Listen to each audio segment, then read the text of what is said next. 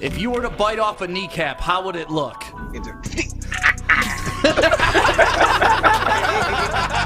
Woodward Sports, let's go.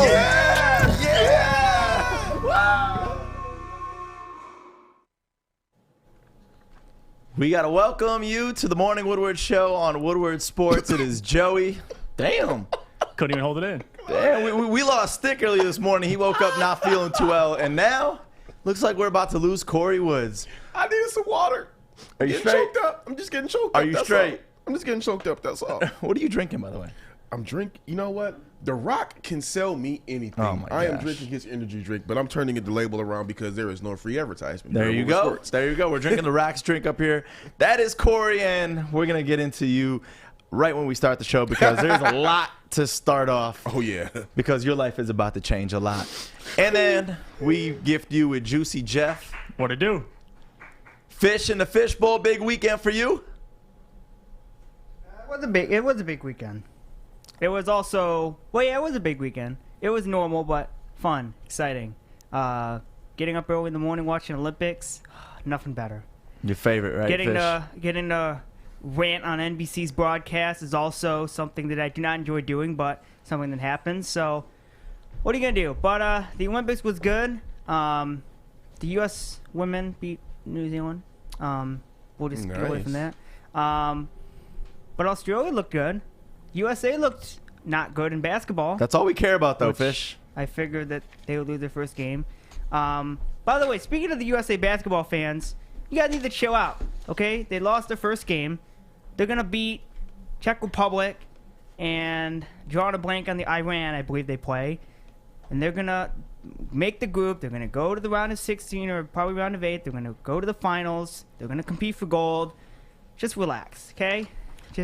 I'm not relaxing, Fish. You know why? They lost because they're getting their asses handed to them by too many international people, and I don't like it. I know, but I knew that France would be their only challenge. The rest of their other teams are not a big challenge. Can you just like USA for once, Fish? I did. I'm being You like these other countries more than USA, and you were born here. I know I was born here. I'm actually praising USA in terms of they're going to make the group. There ain't no praise. No praise for them. They're going to go to the final. They're going to have a chance at the gold medal against Australia or Spain or one of those. And they're going to be totally fine.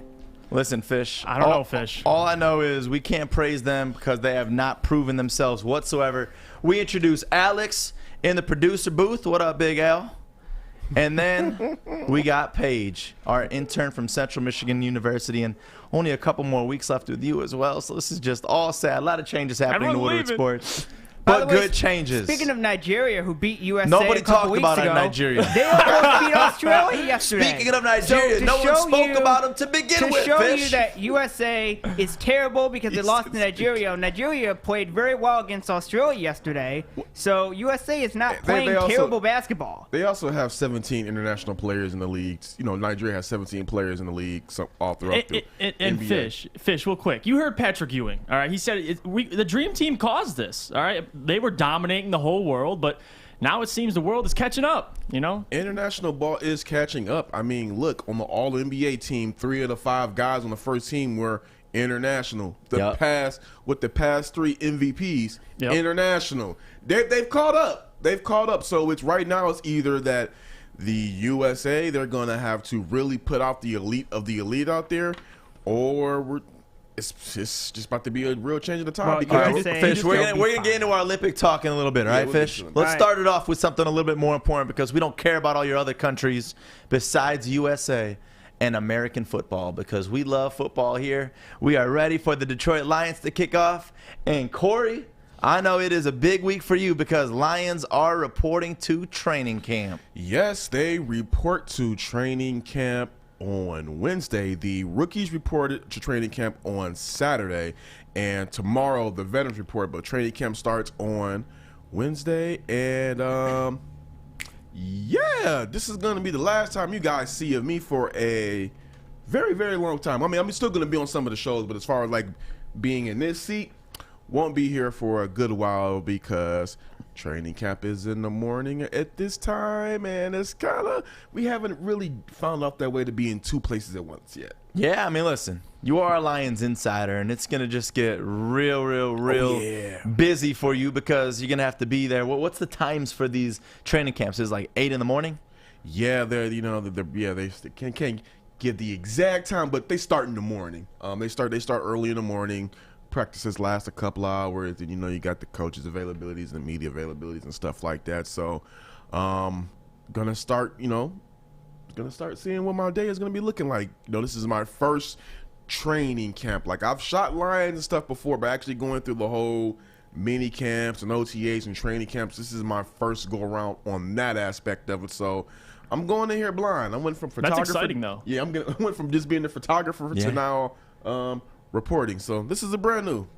Yeah, that's amazing, though, because it's like you start off being a photographer, getting to know the team, and then obviously you start to get to know players on a personal level, which leads me to my next transition to this topic, is your interview. If you look at woodwardsports.com, check out all the amazing blogs that we got there. There was one of them this weekend that said, WSN exclusive, and it was an interview with Trey Flowers that Corey Woods had, our Lions insider. And can you just kind of sum it up for us and tell us about the best parts to this interview, because I really enjoyed reading this blog. Oh, man. Well, first off, thank you. Got to give a big shout out to Trey. All the veterans are getting ready for their training camp, and, they're spending their last moments with their family. They're going to be away from them for a while, and kudos to him for taking his time out of his busy schedule to go ahead and speak with us at Woodward Sports. But, yeah, I don't even know where to start about my best part of this. I'm going to start at the end. I'm going to start towards the end. And I don't know if you guys have been on our website yet or been on our Instagram, but Trey Flowers had something pretty interesting to say regarding, the teams in Detroit that are rebuilding. And I'm going to go ahead and read this verbatim. I said, right now, all the teams in Detroit are kind of going through a rebuild. Your team, the Lions, are going through a rebuild, as stated, and you're joining the Tigers, Pistons, and Red Wings. All the teams are going through a rebuild of some sort and trending upward. Is delivering a winner to Detroit something you and your teammates discuss? And, he was pretty, lively throughout the whole interview, but his energy picked up on that question, definitely. Like, the decibels went up. The intensity came out of him. And he said, definitely, we've been sacrificing time away from our families and sacrificing our bodies. We don't do it just to say, oh, we're out there to put on a show for the fans. We want to win, and we want to put some wins for the fans. We want to make the playoff, championship, all of that. I know a lot of people are saying rebuild, but to us, we're not thinking rebuild. It's too much that us as players do to say, oh, it's just a rebuild, and then we're just going to take it easy, and we ain't going to do much. Because, it's like, what's the point of going out? What's the point of going out there here, risking our bodies if we're not looking to win? We definitely want to win. That's at the forefront of our minds. That's why we give our all out there. Yeah, I love that. I mean, granted, I do want those draft picks to hit, but at the same time, he's right. Football is a very, very violent sport. We see guys go through so many injuries. Some of them, unfortunately, later on down their lives, they deal with certain complications. And if you're not going out there in a violent game to give your all, you can really hurt yourself. Right. So the fact that they're going, that he said that, okay, all right, cool. I like that. I at least like them. Even though they do not, on paper, they do not have the greatest team, I like the fact that, hey, we're not just going out here just to go mail it in because we don't have the team on paper that you guys believe. We're going out here to compete. We're going out here to kick ass. I mean, when you talk about giving it their all, like when they are out there playing on their Pro Bowl, I get worried because I look at them and I'm like, these are freaks right here. Literally, they are freaks out on that football field. And for some of them to not give it their all, I feel like is more dangerous than them to give it their all because they don't know how to not give it their all out there. Yeah. And you see it. I mean, there's a couple hits in the Pro Bowls that you see like, all right, we got to be careful out there a little bit, guys. I mean, remember, I think Isaiah Thomas said this not too long ago. It was long ago now, but he said that in his final year, he knew that it was over, but he said, you know what, I'm going to still go back out there. And he went back and he went out there when he really wasn't feeling it. And what happened? Jacked up his Achilles. So if you're not feeling it, it's going out there. I don't agree with it. Another great thing that he talked about was their transition to the 3-4.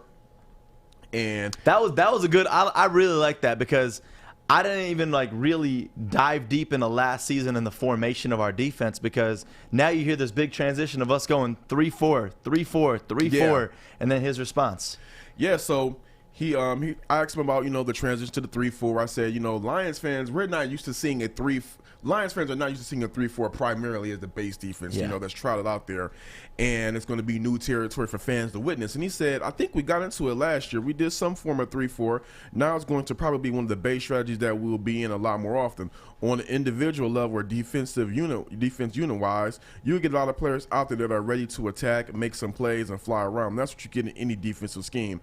The thing about the D3-4 is a lot of people think it's a big scheme switch up, but it's really all kind of the same. Instead of having 4 down and 3 linebackers with the safety walked up, or a nickel DB walked up, bringing him to the box, and then put out one of your linebackers out there and bring him the ball. It's kind of the same thing. You got the same gaps, just a little different look. He said that he has not going to have any trouble standing up. He did some of the 3-4 primarily when he was with the New England Patriots. He lined up as the jack. So this is going to be, for him, this is going to be a transition where he said he's going to feel really comfortable with.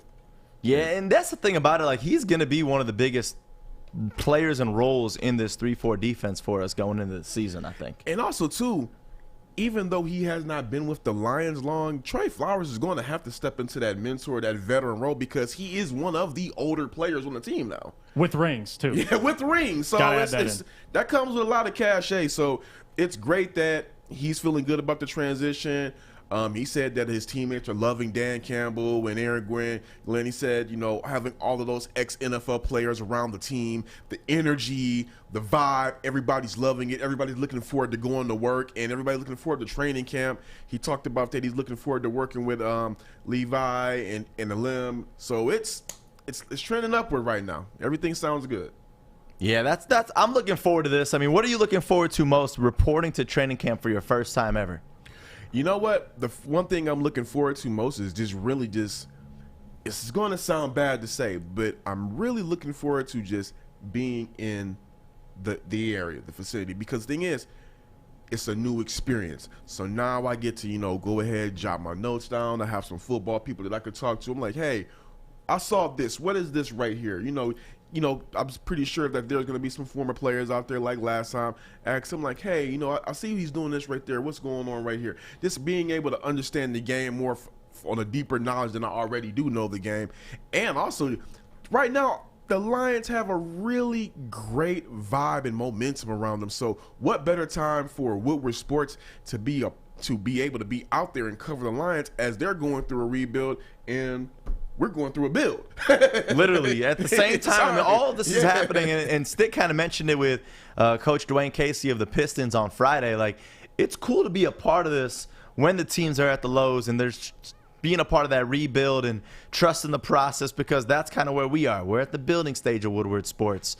But I'm excited, and one thing I'm really hoping happens, Corey, is that you get some walk-in intro music like you had last time. Oh, yeah. I need the walk-in intro music, baby. That's all I need. I need the Ric Flair. I need the. I need who else? Bring them out. Bring them out. Bring them out. I need all of it. But you know what? Maybe I might come out there with a championship belt. Okay, I'm not gonna do that. That's gonna be a little bit too extra. Not trying to be. Yeah, you get ripped on. We can't roll out there with race car helmets or any of that stuff.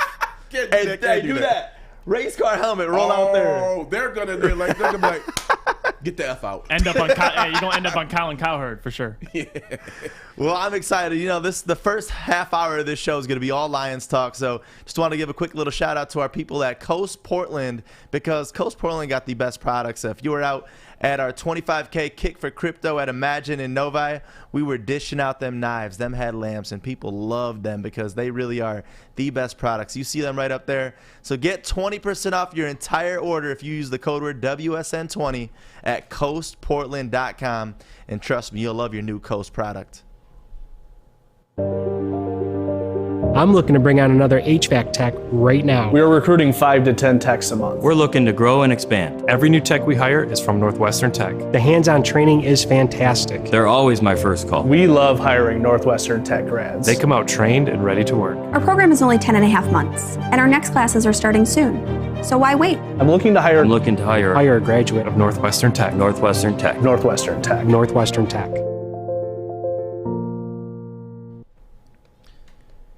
Welcome back to the Morning Woodward Show. It is Joey up here with Corey and Juicy Jeff. Stick is out today. Juicy For everybody J. asking. For everybody asking, Stick is out today. He woke up not feeling too well, so hopefully he does get better and can be back in action, because I know this is a topic that he would love to dive deep on. Oh, yeah. Talking top 5 players to watch for the Detroit Lions. And let's get into this. Who do you think's the first one that we got to have our eyes on? Who do you guys got? Oh, obviously for me, it's got to be Jared Goff. Yep. Jared Goff is honestly going to be the most important Lions player this season. And just before we get into what type of quarterback he is and everything like that, let's just get into the draft picks aspect of it. If Jared Goff pans out well in Detroit, that affects the draft picks for not just next year's draft, but the draft after that. Because if he ends up being the guy, then the Lions do not have to go look for a quarterback. They have their quarterback right here. He's 26 years old. Again, 26 years old. We have quarterbacks now that are playing into their 40s. So if Jared Goff does pan out, he could end up being the Lions quarterback for the next decade plus. So that is why I think he's going to be the most important Lion from that aspect right there. Also, too, I believe he's going to have a pretty successful season. He's going to have some great running backs with him. I think that DeAndre Swift is going to go ahead and take that curve this year. Also, the Lions have Jamal Williams, who's going to be a great back in those situations where they need to go ahead and get those extra yards. He's a really big guy from what I've seen in OTAs and mini camps. You know, as we seen him when he interviewed on Woodward Sports, he was joking, he was laughing, you know, he was really vibrant. But when he's out there on the field, he dances on the sidelines. Not when he's out there in the drills. He's taking those drills all seriously. Deuce Staley, Anthony Lynn, they've been on that guy's grill, and he's responded each time they ask him to do something, giving him really high remarks. So, you know, I believe that as long as those two guys are going to be great, then Jared Goff is going to be great, because each time that Jared Goff has been at his best, he's had a formidable running game. I love that he gets the name that he has right now, to where people don't put him at that level of great quarterback. Yeah, he's proven himself. Yes, he hasn't gone all the way, but he's gone farther than we have seen anybody here in Detroit go. So that's the biggest thing that I'm looking for. And also, too, it's like he went to the Super Bowl, but he lost. I'm like, well, he lost to Tom effing Brady. And there's no shame in that. Hey, listen, all right, you mentioned Tom Brady. This is who Jared Goff lost to. Can you play this video of freaking Tom Brady, the GOAT of GOATs? He literally, the GOAT emoji that Apple has on their emojis is because of Tom Brady. It's a Tom Brady emoji. Just look at, sorry to sidebar, but you mentioning Tom Brady made me realize we got to see this video right here. Got the little jugs machine, right? He throws the football into it. Yeah. I mean, the accuracy is just ridiculous. The ball's on a string.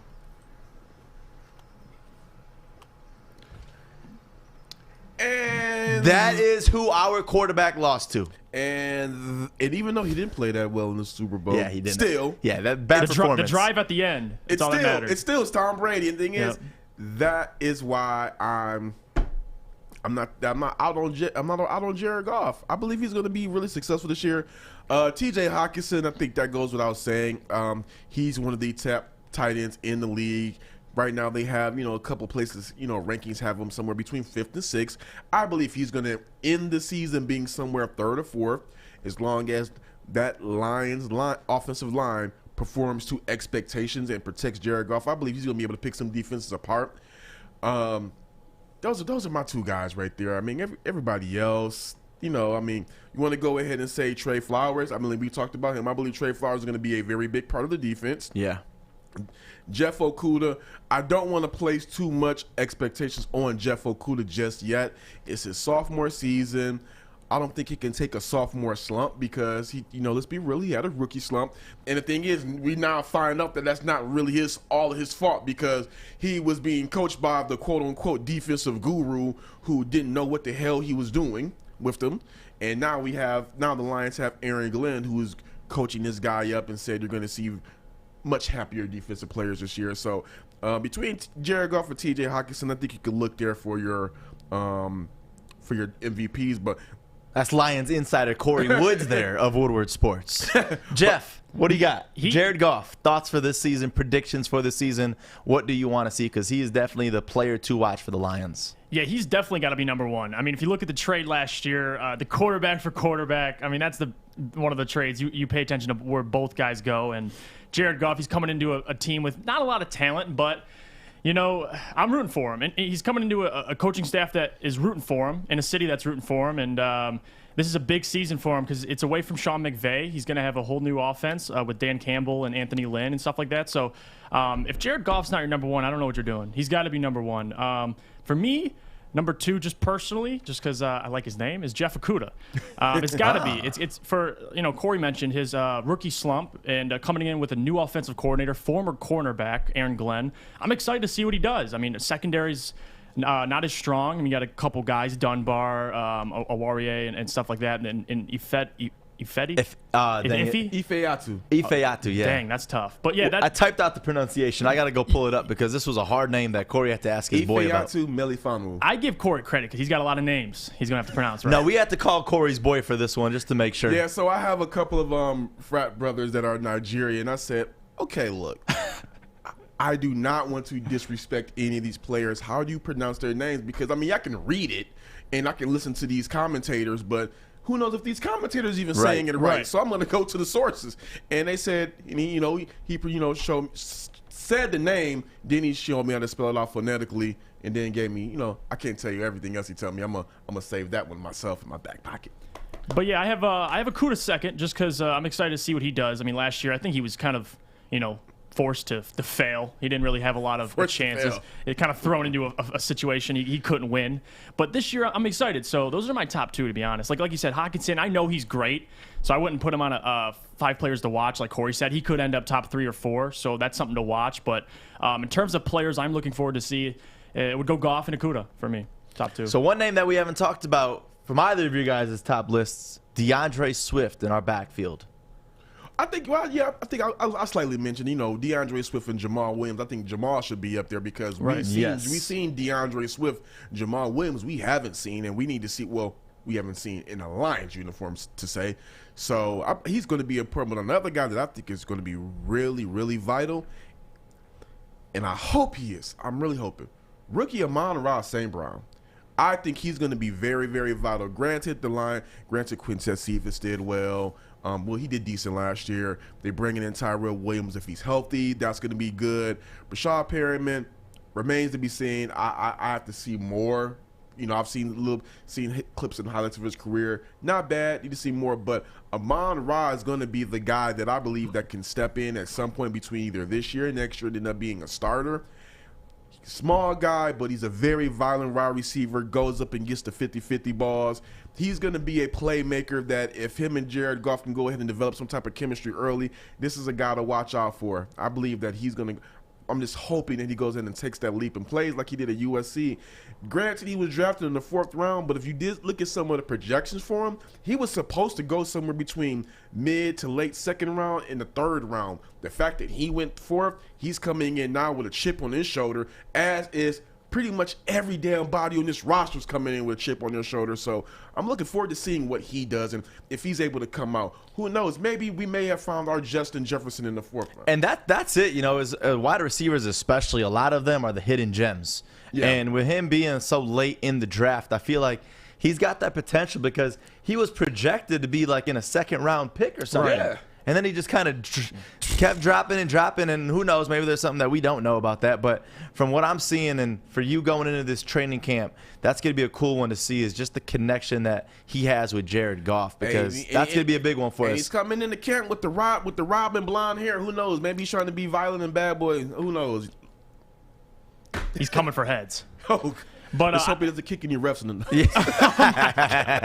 No, do that too, actually. But I want to talk about Trey Flowers because we know last year he was a little injured, but even before that with New England, he was averaging about 7-8 sacks a game. And with this team being the veteran, I'm excited for him to be with this defensive line. We drafted 2 defensive tackles, nose tackle, and a guy who can get after the quarterback. But I'm excited for Trey Flowers. I think I'd throw him up there. DeAndre, we talk about DeAndre, but I think like Corey said, Jamal Williams, you got to throw him in that conversation too, because it's not just DeAndre DeAndre Swift back there. There's a couple other guys. And a lot of this obviously is biased because our interview with him was literally my favorite interview I've ever done in my entire life. Right. But I am excited to just see him out there on the field.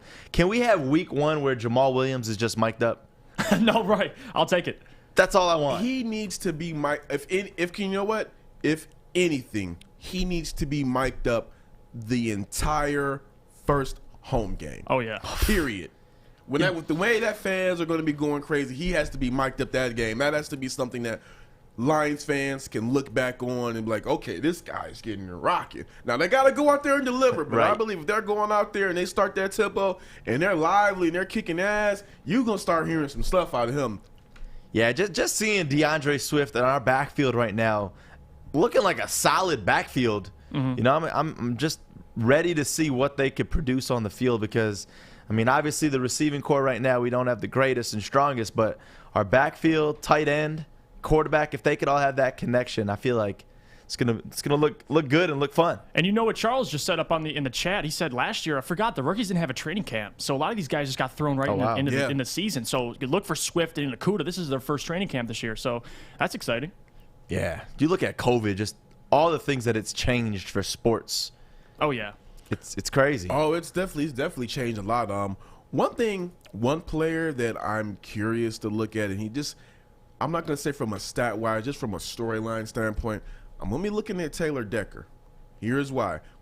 Everybody knows about the new COVID memo that has come out, and back in April, Taylor Decker said that he was not going to get the vaccine. So that is something that I'm going to be looking at because in the event that, let's knock on wood, let's hope the Lions do not have any type of outbreak. But if he does gets COVID and it does cause some kind of outbreak that causes a game cancellation, that's going to be something to monitor right there. And who knows? Maybe he may have changed his mind and come around and got vaccinated since then. Maybe he didn't. Who knows? It's his decision. I respect anybody's decision either way. I mean, obviously, like I told you guys, I was pretty much dead set against it, but I got it so I could be able to go to training camp. You see Bruce Arians come out and what he said too with COVID and unvaccinated players? He was saying that, he's saying he's fining. So if you are an unvaccinated player who violates the league rules, which is not wearing a mask in team facility, you're going to be fined $14,650. Woo! Just like that. So they're really stepping up on these whole vaccine kind of pressuring you into getting this vaccine done in the NFL. And that's to go back to the Trey Flowers interview, that's one thing that he talked about. That's the first thing I asked him. And he said he feels like the NFL is, I'm going to read what he says. So I asked him, what are your thoughts with the COVID penalties and what if an outbreak happened? How do you feel about that? And he says this is what he said. In their eyes, the NFL, I think they're trying to protect the game and not wanting to suspend games. Well, not suspend games, but call off games and have teams playing all different days. That's where I think they're coming from. Obviously, as a player, I feel it's just a way to force their hand to get vaccinated. They've got a way of doing that. It is what it is. You take the risk, you vaccinate it, and you take the risk, you don't. I feel like they're gradually persuading people to get it. And that's kind of what it is.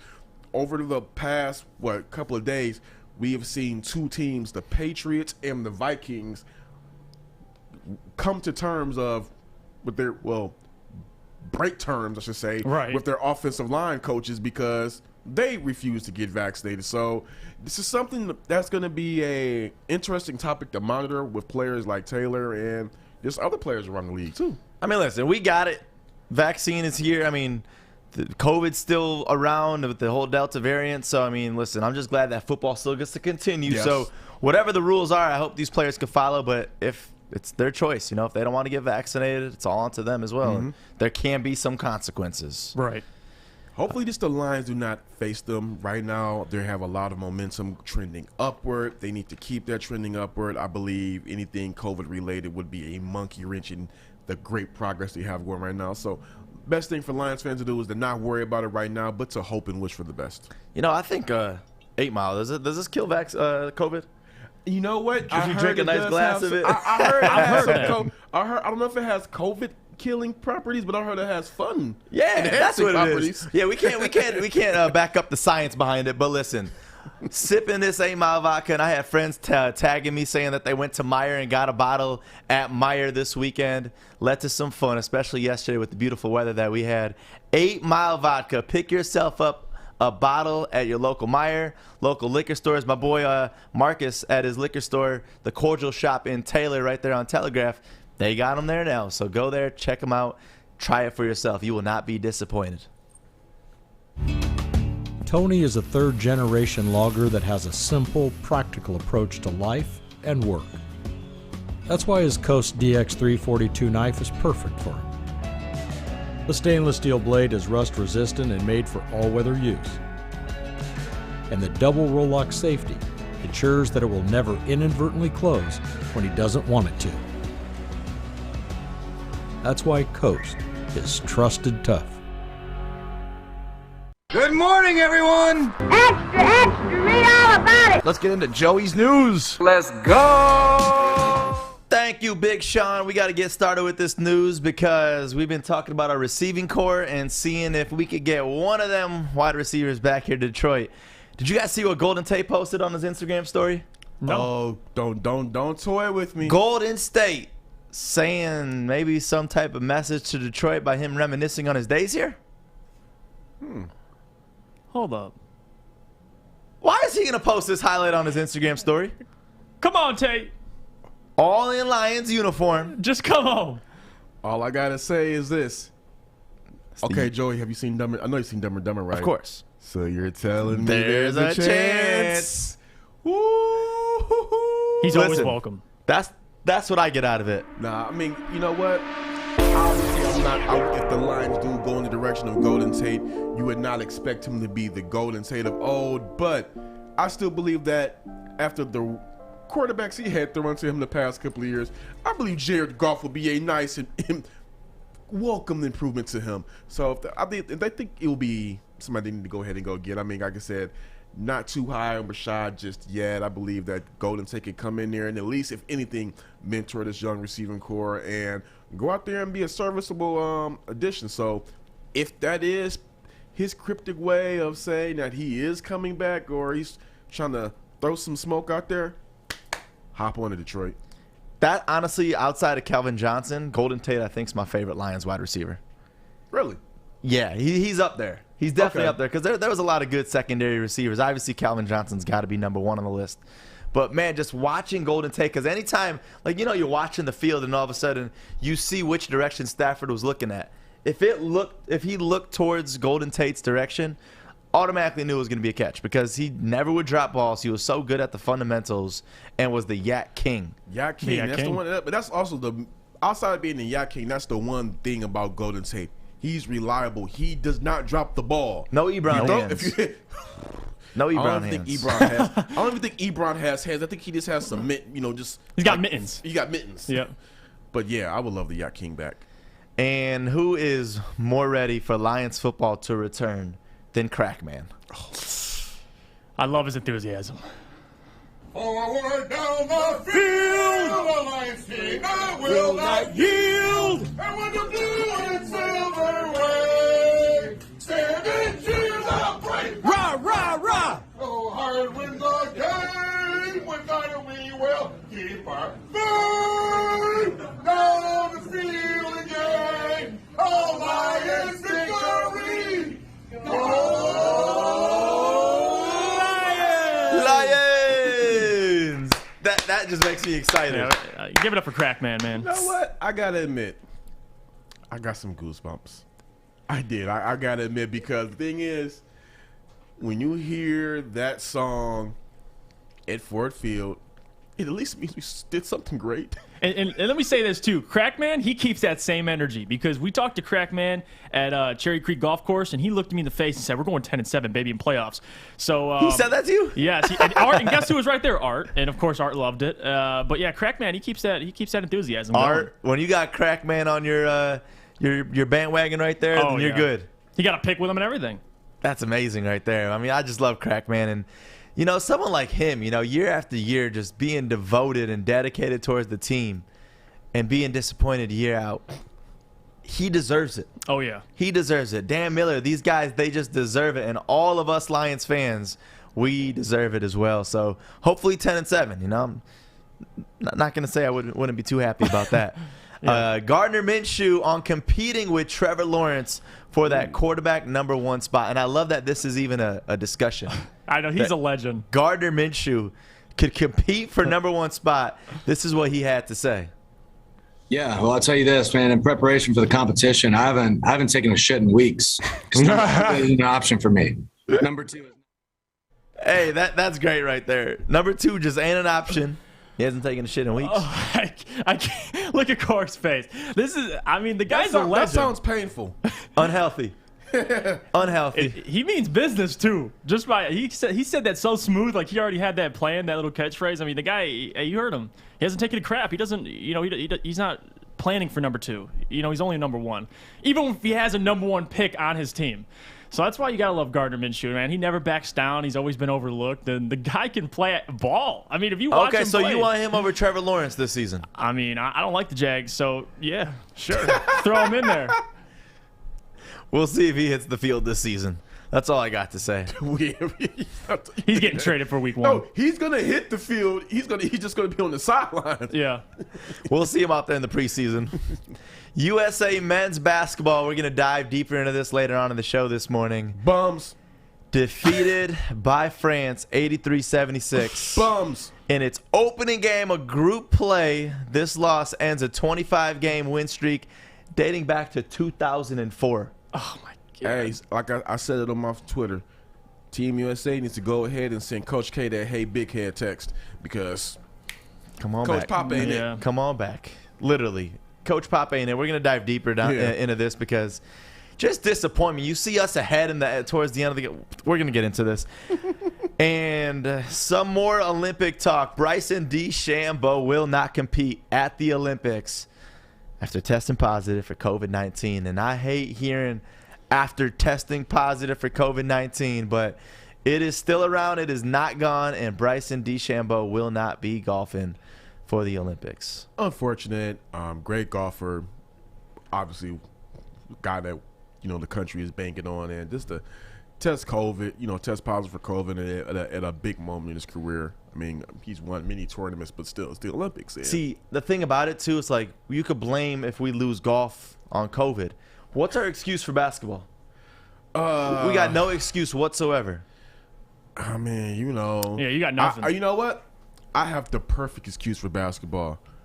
It's about that time where our old friend comes walking down the street. They ain't get that reps in. They ain't get that walk in. They're out there playing real lackadaisical. I don't think they don't look like they're being coached. But again, we're not gonna get into it. We're gonna wait. You guys disappoint me. Why, Fish? Because you guys are like, Fish, what the hell, man? You're USA. You got to be all USA, and you guys are beating up on USA. We're staying facts. Yeah, we're staying facts. You watch the game. We're stating the facts of what happened, not just cheering on another country totally. Okay, I still cheer on USA, but I also cheer. Everyone has a second country. No. Yeah, they do. No, I don't even got my homeland.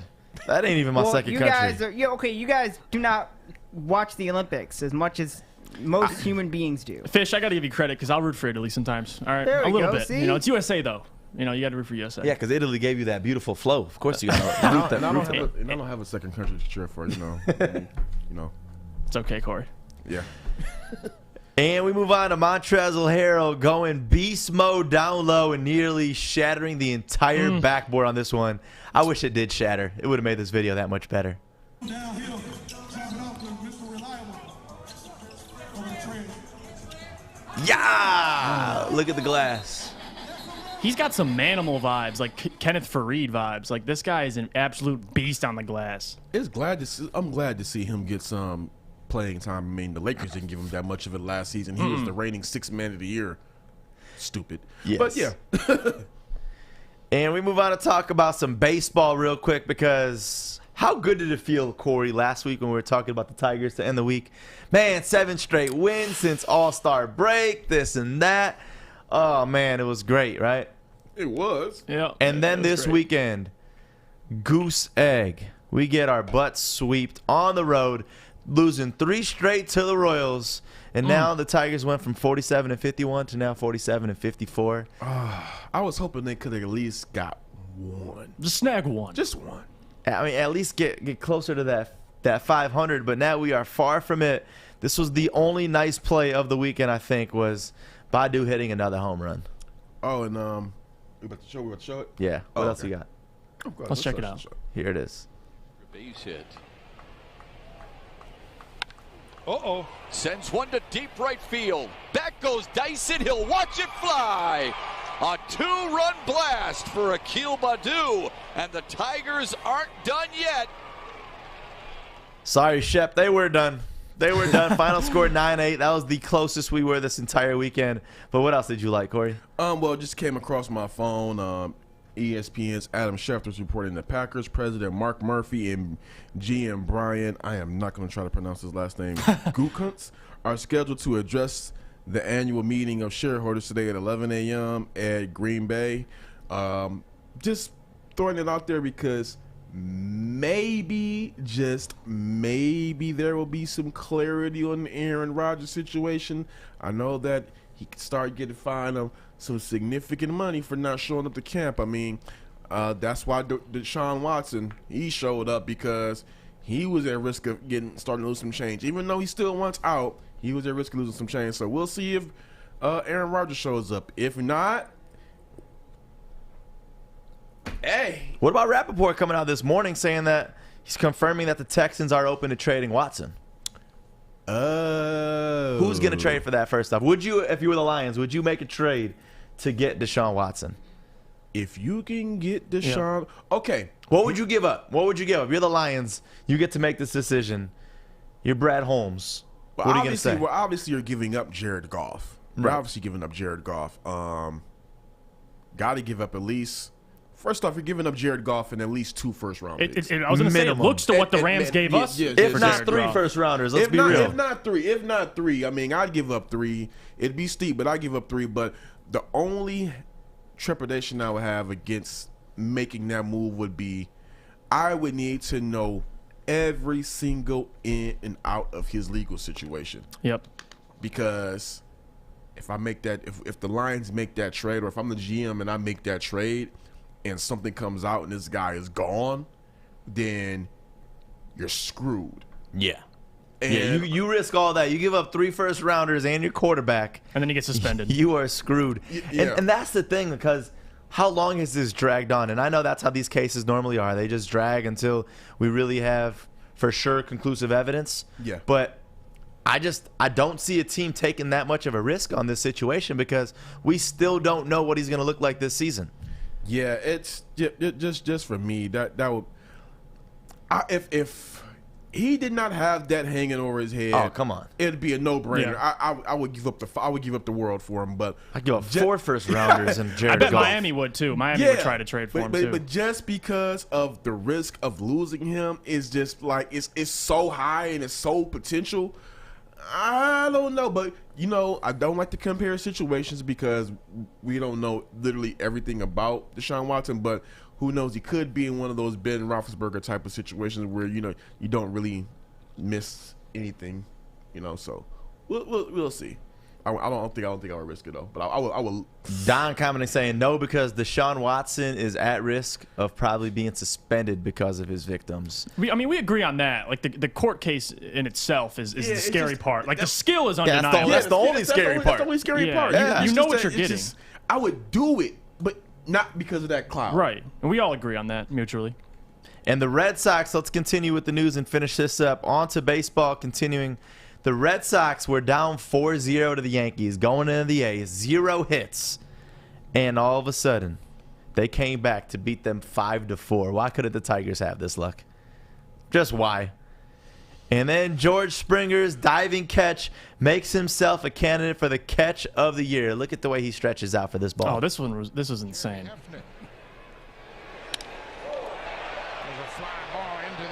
Man, he put his life for it.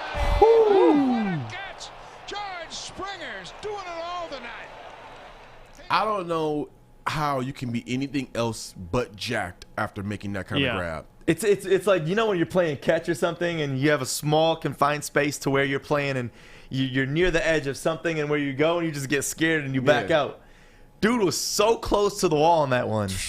that he laid out the way he did. Could have knocked himself out. He was fearless, but number two, the athleticism of that man to leap and extend for the hand like that, hand-eye coordination. That's impressive. Yeah, definitely the catch of the weekend. And the last piece I got is Kanye supporting the Atlanta United. Did you guys see this? I saw his outfit. Just look at how Kanye left. Come on, Kanye. And what he wore. Come on, man. This is so Kanye. The face mask was definitely Kanye. That outfit, by the way, cost like $5 billion. Like, I just want someone to say, we see you, Kanye. We see you through that thing, man. Put a construction jacket on and then just covered his face entirely with a Kroger bag. I love Kanye because he's the only person I know that can have an album listening party with 70,000 people that pay to just watch him dance in a circle, and then he doesn't even release the damn album. That is... Screw that. Honestly, I forgot about that. That's Kanye right there. Dude's getting a couple hundred for the ugliest slides that I have ever seen in my entire life. You know what's... Okay, I got to vent real quick. All these people say they hate Kanye for this, that, and the other reason, and they buy them ugly-ass slides and shoes. Like, if you hate Kanye, then why are you buying his stuff? Put money in his pocket. Fake asses. That's what it is. Fake as hell just because you want to be there because, oh, it's cool, it's trending. No, the mugs early. Like they're ugly. Like those Balenciaga shoes people spend $500 for, but they're... It looks like a sock. It looks like a sock. Those are Asics. Literally. You know the funny part is the quality of them probably is like that. They're all made the same thing. It just shows how stupid we are as a society of what we put our money towards. Oh, also I gotta show you that menu from that concert. Oh yeah. The menu? The menu from Kanye's concert. Dude was charging like 20 for a bottle of water. 20 for a bottle of water. 20? Like $50 for some chicken wings. That makes sense. And you thought Rocket Mortgage was bad. For I was about to bottle. say, hey, Kanye, you don't need it. And you know why he did? You know, I think why he did that. Because he needed money. No. How badly do you really want to eat? I want you to pay attention to this to me and do nothing. If you really want to eat. So it's like a control thing. Like that man, Kanye's a interesting man. Hey, all I know is you gotta respect it. Gotta respect You could get hundos for them ugly ass slides. I still like Jason Strayhorn, who's gonna be on our show launching tomorrow, actually, inside the locker room. He wore them, and I'm looking like, what do you do as a grown ass man? First off, don't waste money on those. But second off, don't waste money on those. I seen those. I'm like, man, you could have got some Gucci slippers. Right. You know, shout out to Future. Yeah, we continue. We go off to Central Michigan University real quick. Mount Pleasant. What's going on? Our intern from CMU, Paige. Thank you. So I actually have some gymnastics news for us today.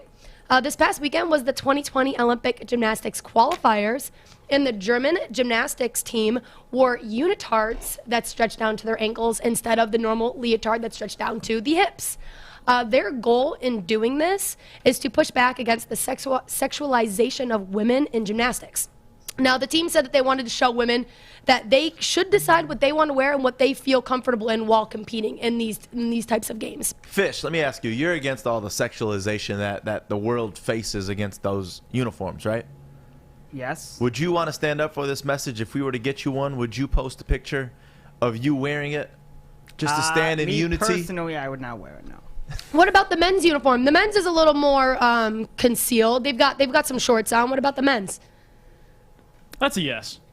That's a yes from Fish. No, but you guys are going to peer pressure. Everyone's going to comment right now saying, we want to see Juicy Jeff in it. Okay, you know what? No, Pause. we don't. We don't. Move on.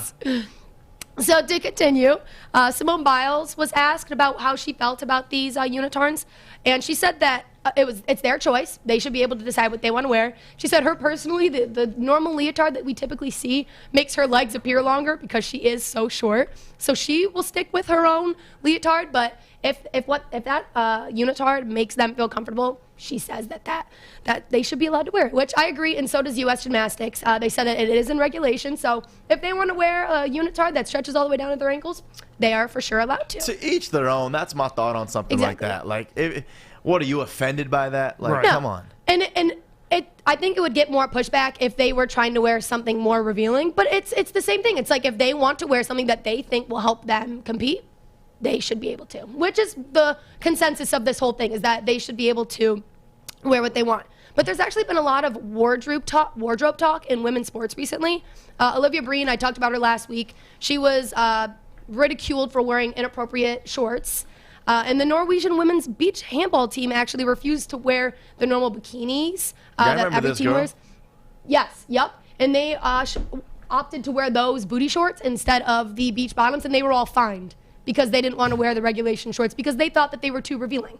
I mean, I'm not going to say I'm for the fine. Right. But I like the other outfits. I mean, listen, it's beach ball. It's beach volleyball, and so it's beach volleyball. Right. You see both ways. Like you understand that they want to feel comfortable, but if it's not in regulation, the fine is. I'm just looking out for the females on this one because when sand gets underneath those shorts like that, I don't want them to deal with that. And that must be why those shorts they're there for a reason. Those bathing suit bottoms were used at one point for a reason. They weren't just. What's your thought? Do you prefer that they're in the bathing suit bottoms or actual booty shorts like that? I've worn both. Like for dance costumes, I've actually worn both, believe it or not. So I think it just depends. I don't mind wearing either. I think that they both do the same thing. I mean, for sand purposes, maybe the booty shorts are a little worse. Maybe some sand will get hiked up in there. But I mean, if that's what they want to wear. What warrants a fine though on that? Right. They weren't in regulation. I guess they had to wear the normal bathing suit cut, and they didn't wear it because they didn't think it was like what regulation? I mean, you're adding more clothes to you. If anything, that's a disadvantage. And that's the same thing with the unitards. It's like you're adding. I think it's a disadvantage because like they're on the beams, like their legs, they use it to grip onto it, and if they can put this uniform over their legs and still do it. Sure. Is it a sponsorship thing maybe? That it's like Speedos that they're wearing and then they just throw something up and cover the logo? It must be because they didn't want to wear what they were provided with. So I think that maybe that's what the fine came from, but they just didn't want to wear those shorter shorts because they didn't feel comfortable doing it. And I get the Olympics, like all the specifics and everything, but like, come on, man, that's a little reaching. Like if a girl wants to wear something, I mean, the regulation says it, whatever, but slapping her with a fine. You don't mess with the Olympics, so that's one thing I learned. Exactly, and maybe that is they wanted to show a message, but that message I don't think is a very good one. Do you know how much the fine was? I do not. I'm just curious, like that. I could for find someone it out. just in the Olympics, like how much they obviously don't make the most money. Like yeah, I'll let y'all know the next time I talk about this. But yes, they did receive a fine, and all in all, I think women should be able to choose what they feel most comfortable in. But a quick recap for the gymnastics team: U.S. did move on to the finals. Only 8 teams, only 8 countries move on. They came in second. Wow, so U.S. is good at something. Yeah, they're very good at gymnastics. But this past weekend, they weren't at their A game. They did, make it to the top 8, but they were projected to be in first. They're not. They're in second. Russia came in first. Simone Biles was all around the overall first qualifiers. She got first in 2 categories, and then at least the top 8 in the other 2. So they need to step up their game if they want to bring home first. And tomorrow is actually the finals. So we'll see what goes down and see if we can get a gold in gymnastics. Well, thank you, Paige. We appreciate that. And maybe if Bridge Street Exchange, Kevin, I think you got to carry those booty shorts in stock. You got actually, I don't know if that's a good idea. It's a men's shop. But listen, ladies, maybe you want to go in there and get your man something and treat him to a little gift because summertime, you got to update that wardrobe always. They got the newest pop-up inside of the Somerset collection, and then, of course, the original location of Bridge Street Exchange in downtown Fenton. And if you're an online shopper, take off 15% off with the code word WSN at bridgestreetexchange.com.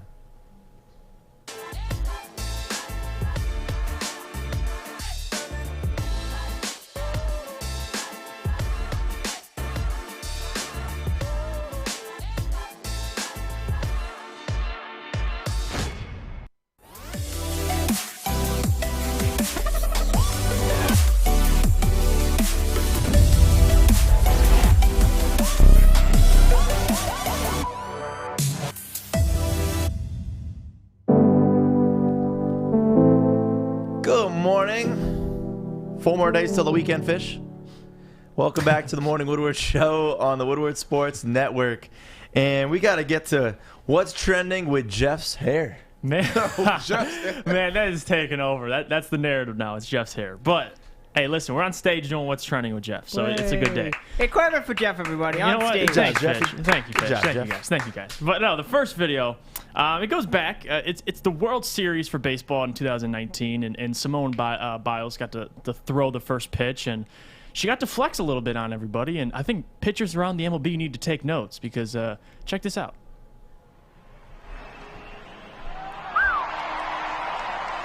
Just a quick little. I don't know what that move's called, but that's ridiculously hard. Okay. Is it like a 360 jump? What is that? Every time I watch it, I get more amazed, and I find something different to marvel at it for. First off, who cares about the pitch? She did that with jeans on. What? How do you do that with jeans on? That's actually a good point. To do that in jeans these days, though, you know they got them stretchy as heck jeans. Still, man, come on, dude, just a freak athlete, just all around athlete to be able to do that in jeans. I'm just gonna do a standing 3 whatever corkscrew and just I don't know some shit that's like flipping in the air and landing on my feet and showing off that I'm better than everybody. And she did that so effortless. Could you do that like in a line at McDonald's? Like just standing still, could you just do that so effortlessly? Like anywhere you are. Like she didn't even move out the way. She landed exactly where she took off. So you don't need a lot of space to do it if you're that good at it. Yeah, that's impressive. Dude, if I could do that, like I always see like people that just randomly do flips in public and whatnot. Yeah. If I had that talent, I would 100% be doing that. I wonder if you can do that while dodging a bullet, like like. Oh, that'd be dope. Yeah, like some Matrix stuff. No, but the second video, I think we only have 2 videos today just because of some little difficulties. But it's pretty funny. This is what I imagine Joey will be when he's older. Oh man. This is gonna be listen, good. everybody loves the fun grandpa shows up to the spring break event, and look what that's me. Look what this man is me. did. I don't even know what this video is, but that's me. This dude went full legendary on him because he's not afraid of heights, I guess.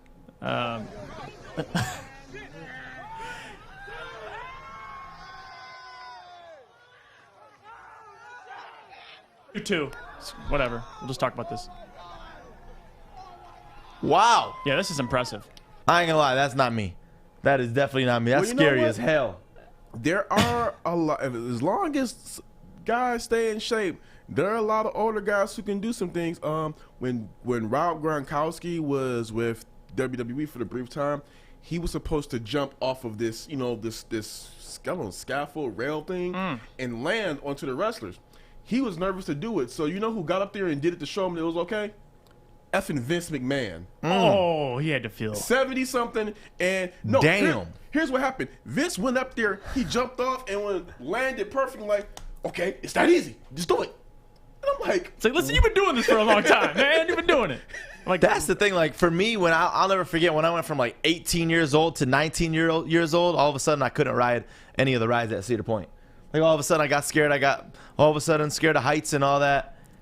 I don't get how you can be that old still doing that. I'm scared of heights too, man. I agree with you there. Your whole life, or is it a recent whole thing? life. Like if I go to the mall, I'm admitting some stuff right now. But if I go to the mall, I ain't looking over the edge. All right, if it's a 2-story mall, I'm staying away from the railings. Oh damn, you that's like me. That's me.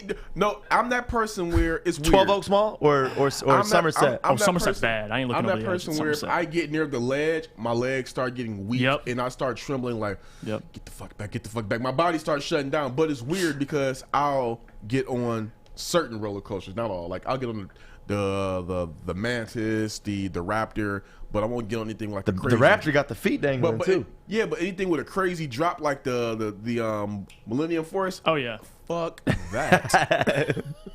No, like again, like just being, he had to be about 75, and that drop was like, I don't know exactly how big of a drop that was, but you didn't get any whiplash from the water. Like he fell a huge height and just ate it at the bottom. So I mean, hey, I don't know where he came from or how he got there on that spring break trip, but give him credit because we all strive to be that guy. But yeah, those we only got 2 videos in on what's trending, but we're gonna get into some interesting topics. But yeah, that's what's trending today with Jeff. The guns at the with Jeff. I wanted to get into something real quick because there's been a lot of talk about the University of Michigan and obviously the football season that we had last year with the 2-4 record.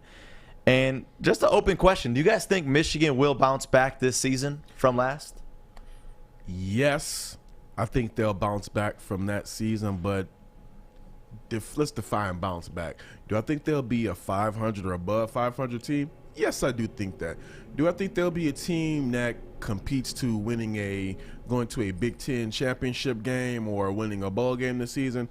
I'm not so sure. Last season, I think it was an aberration with everything going on, and even though that Jim Harbaugh has not really shown much as the leader of Michigan football program, I believe that he's a lot better than what he was last year. Hopefully, he figures some things out. Hopefully he finally What is it that you're saying that you're saying that he's better already than last season? What is it?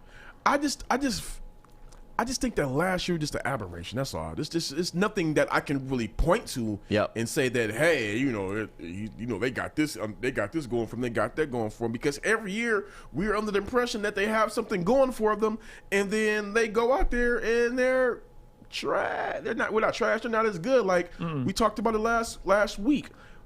Everybody thought that Joe Milton was about to go out there and have some type of Cam Newton-esque type season, and he went out there and had an Achilles Smith type season. And I'm just gonna leave it at that.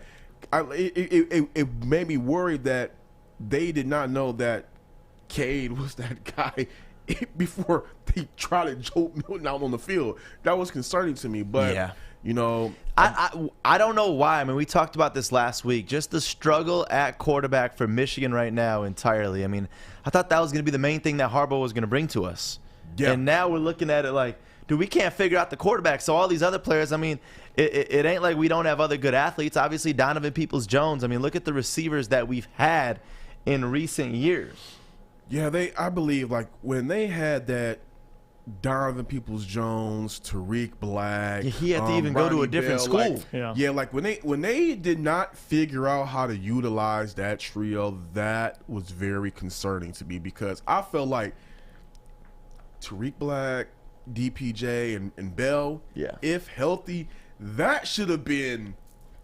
They should have lit up the board. I'm talking about that should have been something marvelous to watch. And I think their best game I really seen out of all of them was, and I could be wrong, correct me if I'm wrong, I think the best game I seen out of them was like a overtime game versus Army. I mean, there's not much. Was it Army or was it Air Force? I think it was Army. But I think Michigan's going to be better just because simply they have to be better. If you look at what Tammy said, she makes a great point. The alumni are not going to take another losing season. They signed embarrassing, honestly, for sure. Especially with the allegations coming out and stuff like that. I mean, Jim Harbaugh, he signed it at discount price for 4 years. He's looking to win, and like Corey just had, they've had receivers, and Joey said it's about, obviously the quarterbacks haven't been good. Shea Patterson to Joe Milton, you haven't had good quarterbacks. If you look at the guys they're bringing in now, they have some good upperclassmen that Harbaugh's banking on to just their experience and stuff like that. But if you look at, they brought in a 5-star QB. I mean, no one's talking about it. He's a freshman. His name's J.J. McCarthy. Yeah, McCarthy's a big one. He is the really big factor because, Michigan hasn't had great quarterbacks, and this kid could break the mold. I mean, if you come in, he's might not start year one. You have Cade, but he could come in, even next year or late this year. So it's about really the quarterbacks and the team they can get around that, and just we're going to see what Harbaugh gets. I mean, like Corey said, could you be 500 or above? Yes. But winning a bowl game or even, getting farther than that, I don't see it. I really don't. I will say this, I am covering the Lions this year, but I will be out there, hey, it's a press box, so as I'm doing my Lions articles and getting my stuff out there, I'm going to be scouting college players, seeing, okay, look. Get them ready for the NFL. You got to. Hey, this is a guy that the Lions may be able to keep their eye on and look on, because, hey, even though it's Michigan football, more teams are going to be coming in besides Michigan. So it's a chance to be able to scout, look at other players, and mark that down like, hey, this is a guy they should probably try to target, this, that, and the other. But just to keep it on topic about Harbaugh, I think this is the year that Harbaugh has to do something. Harbaugh, if he doesn't do anything else, and this is asking him to do something he has not done, and heck, that's only been done 3 times in the past 20 years. Harbaugh's going to have to beat Michigan. He's going to have to beat Ohio State. How many years has he been here now? 6? Don't think he's going in year. I believe he's going in year 7. 6 years, and honestly, I look back on those 6 years, and there's nothing that really stood out. Even from the beginning, he got us to the bowl games, obviously, but how many losses out of the bowl games? Right. Damn near lost 80% of all the bowl games he's taken us to. And here's the real big thing about Harbaugh that is just really really hurting him. Look. He's 37-5 against unranked teams. And hold on. First off, 5 losses against unranked teams. Might need to look at that, yeah. And 9-3 against teams ranked outside of the top 10. Okay, I mean, that's his narrative. I think it's in general, but at Michigan, that's his narrative in total. Yeah. At Michigan, 2-10 against top 10 teams. Wow. At Michigan. Wow. 2-10. That's not going to cut it. It's not going to cut it. Especially for Michigan football. I mean, there's been a lot of talk about Cade McNamara coming out, having a breakout season this year. This is, I think, his junior year he's going into. Yep. But I like the freshman coming in, McCarthy. I like him. I've watched some film on him, and just seeing like the whole press conferences and what the media is saying about him. I love it. There's been a lot of buzz about them, but you know what? Charles McClain said something that I think is going to be so key. So key. They finally kicked Don Brown out the door. So yeah, you were big on that. You've been big on that. I've been on fire Don Brown the past 3 years. Now that they've finally gotten it done, I believe off rip their defense can only go up, because I don't like to go ahead and go at college kids, but Vincent Gray had a target on his head last year where I just don't understand why Don Brown just kept setting that guy up for failure. QBs were targeting him every single game because it was like, hey, stop and collect, go, you know, whatever the monopoly thing is. They were cashing in on him. They were cashing in on him every time they threw in the direction. So, you know, hopefully they'll be just back to what they normally are again. Everybody has this idea that, yes, Michigan is the winningest football program, but let's just be real about who they are in the past 3 decades. They are a great regional program who can produce some great NFL players, but they are a 9-10 win team, sometimes 11 in a really, really good year, but they're a 9-10 win team.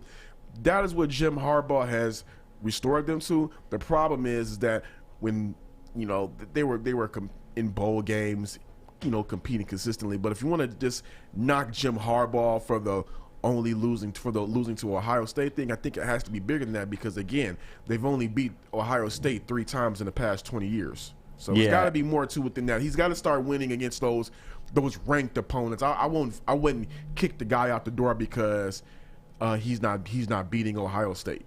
Yeah, there was a Big Ten Media Day. Josh Ross, the senior linebacker, he came out and said some really bold leadership things, saying about how just the leaders of this team got to be out there leading and motivating the rest of the team. And it really is what it comes down to. I mean, you look at the last couple seasons, I feel like we haven't had good leaders out there. Harbaugh's supposed to be that main leader, but he hasn't been doing his job.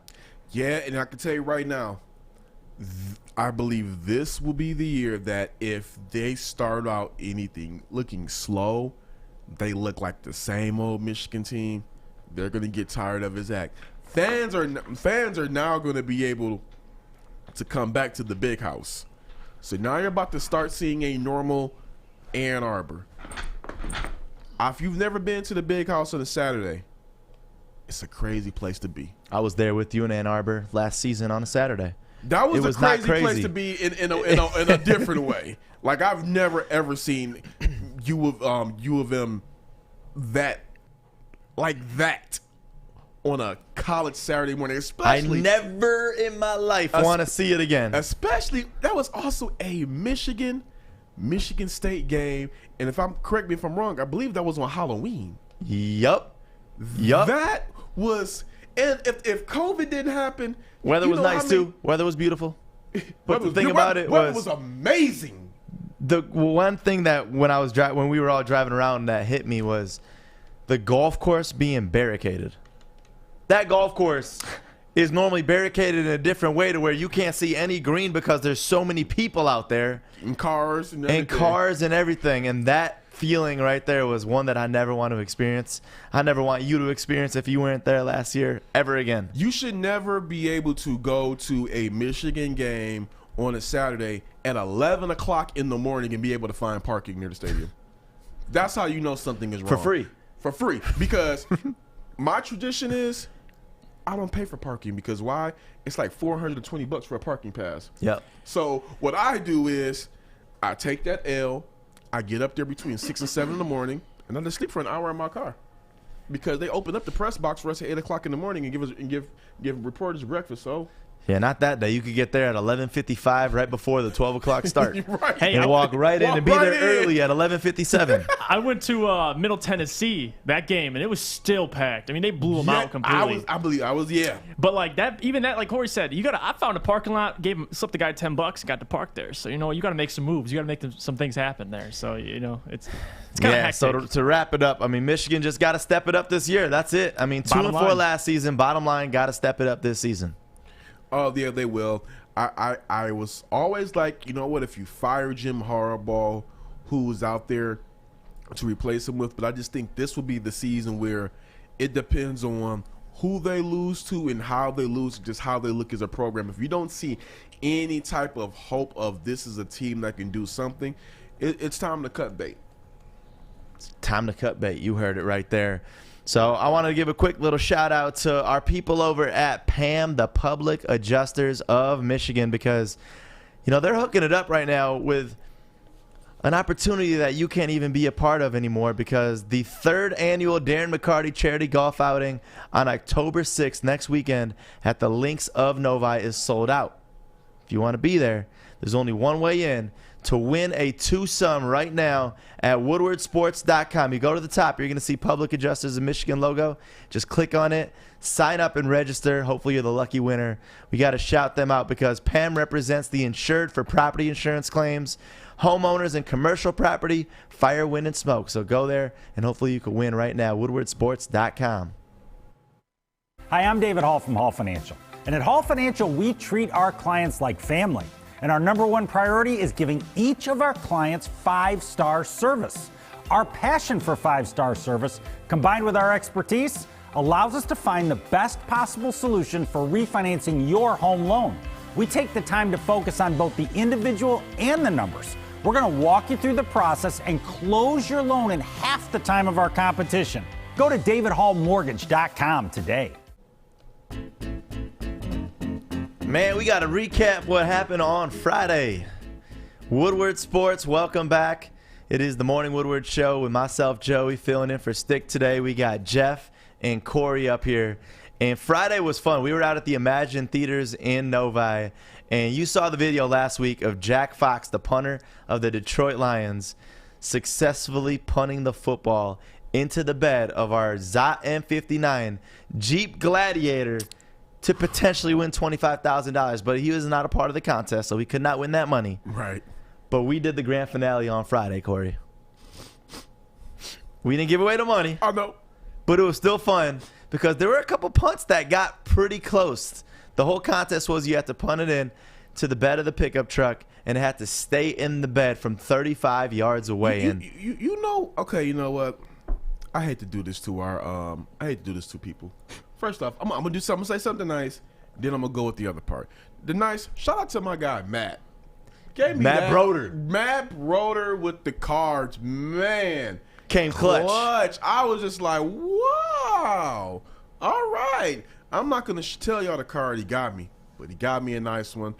That is definitely getting put up. Screw your gift. What about Fish's gift? Oh, Fish. The greatest gift of all time. Man, and there he is. Fish is smiling right now. Fish, do you have a All Blacks anything? Like rookie rugby ball or any of that? Yeah, I have a World Cup ball. It's not really All Blacks. It's New Zealand. And then I have a shirt that a hoodie. It's not really All Blacks. It's really just a logo. But I call it their official jersey. So shout out to Matt for hooking up everybody at Woodward Sports. That was awesome, especially Fish's gift. But go on, Corey. I forgot his name, but we got to talk about the guy who said that he was the high school punter, and he had a legend. The shortest kick. Yeah, it was the worst kick. The worst kick. The worst kick of them all. You were the high school punter and had the worst kick. I'm like, oh, this guy's got it in the bag. And didn't he say 15 years ago, though? It don't matter. Once an athlete, always an athlete. I mean, but you have to think about training. Like, maybe he hasn't been training for 15 years. We got a little time-lapse video from Friday.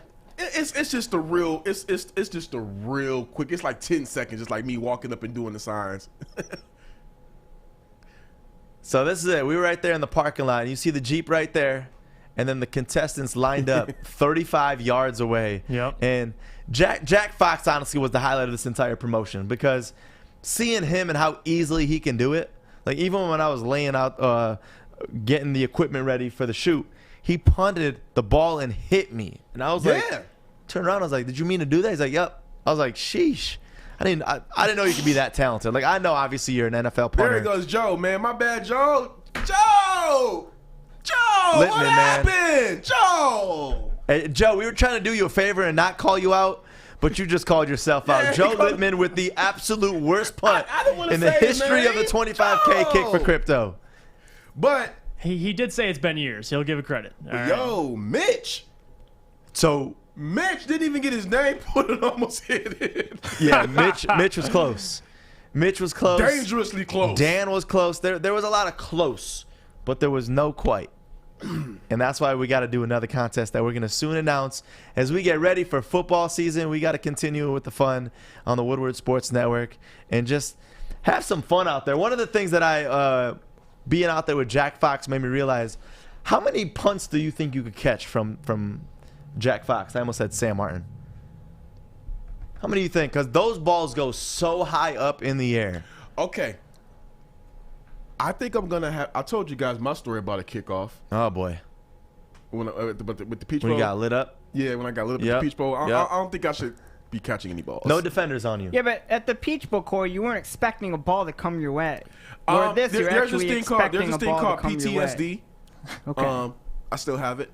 Okay. Just getting hit in front of a I whole just bunch want of you to know that this you're going to be expecting a ball versus that day you weren't expecting a ball to come your way. Yeah, but still, when you get hit in the head with a ball with 60,000 people looking at you, it's kind of embarrassing. I think I can catch a couple. I think I can catch a couple punts from you Jack. Do? How many? If we gave you 10 chances, how many are you getting? I think I could do about 5 or 6. Or maybe 7. I think I can get most. Maybe 6. All right, that's too high. Maybe like 6. No, you said 7. I heard it. Yeah, the highest one counts it. Oh, seriously, I think I could probably catch, out of how many kicks? 10. I think I got a good 4 in me. Okay. See, I respect that. Good 4. Okay. Jeff's hair probably could catch all 10.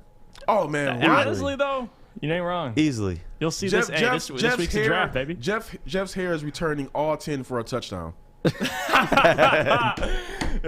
I love it. Yeah, let's play one more video, Alex, just to kind of recap this event to see everybody's attempts and how awful they were. 3, 2, 1. So thank you for the countdown, Corey. And now we are down to U10 finalists, our 25K kick for crypto at Imagine Theaters. Who's winning that $25,000? I got it. All you gotta do is kick it in that bed right there of our Zot N59 Jeep Gladiator. Any final words, guys? Woodward. Let's go! Harrison, Tammy. Man, they sounded so confident before that ball came off of their foot, huh? You know what? Everybody was out there talking trash to each other. I got this in the bag. Blah, blah, blah, blah, blah. Yeah. But I will say this, though. Thank you to everybody who participated in the contest. Everybody got there early. Hooked them all up with the Coast Portland products. At least they left with a headlamp, a knife, a whole bunch of goodies. You know what's crazy? Some guys were just like, hey, I didn't even care about winning. I just wanted to come get my free gift. Yeah. And you know what? It just really shows that the amount of people that entered in the contest and that were there, that Woodward Sports has a lot of support. Right. And we're trending in the right direction. I just want to thank everybody for coming out there. It was pretty fun. Now that one didn't, it went well. It didn't go well. It didn't go well. We got no winners. We need winners. That's all I know. You know what that means, right? Got to do something different. And I have an idea. What do you got? See, I'm thinking it's got to be a half-court shot. Oh, that'd be fun. That's more likely to do than that'd be fun. Yeah, half-court shot. I mean, it's not impossible, but it's not impossible. But I think that with the half-court shot, there is a higher chance that there'll be a winner. With the right just fling on it, you might just get it in off a bank or whatever. My fraternity brother, I got him the half-court shot at the Pistons. He hit it. So look, here's the story. He didn't hit it. I told him it was his birthday too. Oh man! And I said, hey, you're gonna be doing the half-court shot today, so just so you know, I'm setting it up for you. Like, yeah, okay, whatever, blah blah blah. So I hit him up, and so he got to the game. I said, hey, are you here yet? Yeah. All right. So do you got a Pistons shirt? Like, for what?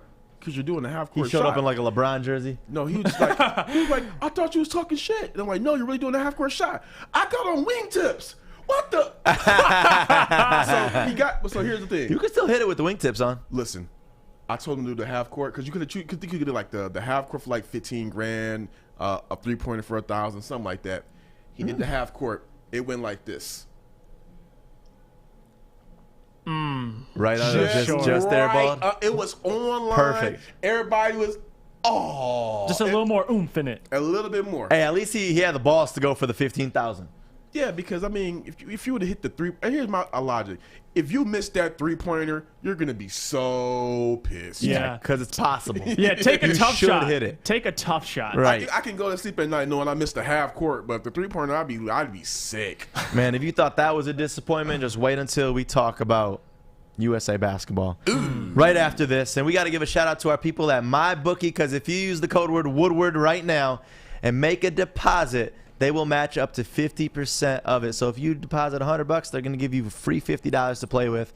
So go to mybookie.com. There's a lot of fun sports going on that you got to bet on, and a lot of people saying that baseball is the sport to bet on. Like saying that you win easy on baseball, and I got to get into it. But whatever it is that your sport is, use that code word right there, Woodward, and they will match 50% of your deposit at mybookie.com. We are here, downtown Fenton, my favorite Bridge Street Exchange. That's right. And you want to switch up your wardrobe this summer? It's this easy. Ready, Joey? I'm ready. All right, you ready? I like it. You want to do it again? Yeah, let's do it again. All right. Ooh, Brixton. Nice. One more time? Yes. Ooh, I like the hat on this one, too. You ready to do it one more time, Joey? I'm getting tired. One last one. All right, let's change it. Bro, where's your shirt? You need new clothes this summer. Bridge Street Exchange in Fenton. That's where you need to go. Thank you, guys. You don't fumble the ball at work. Hey, Drake Bell, Sean Baligian. See you guys next weekend.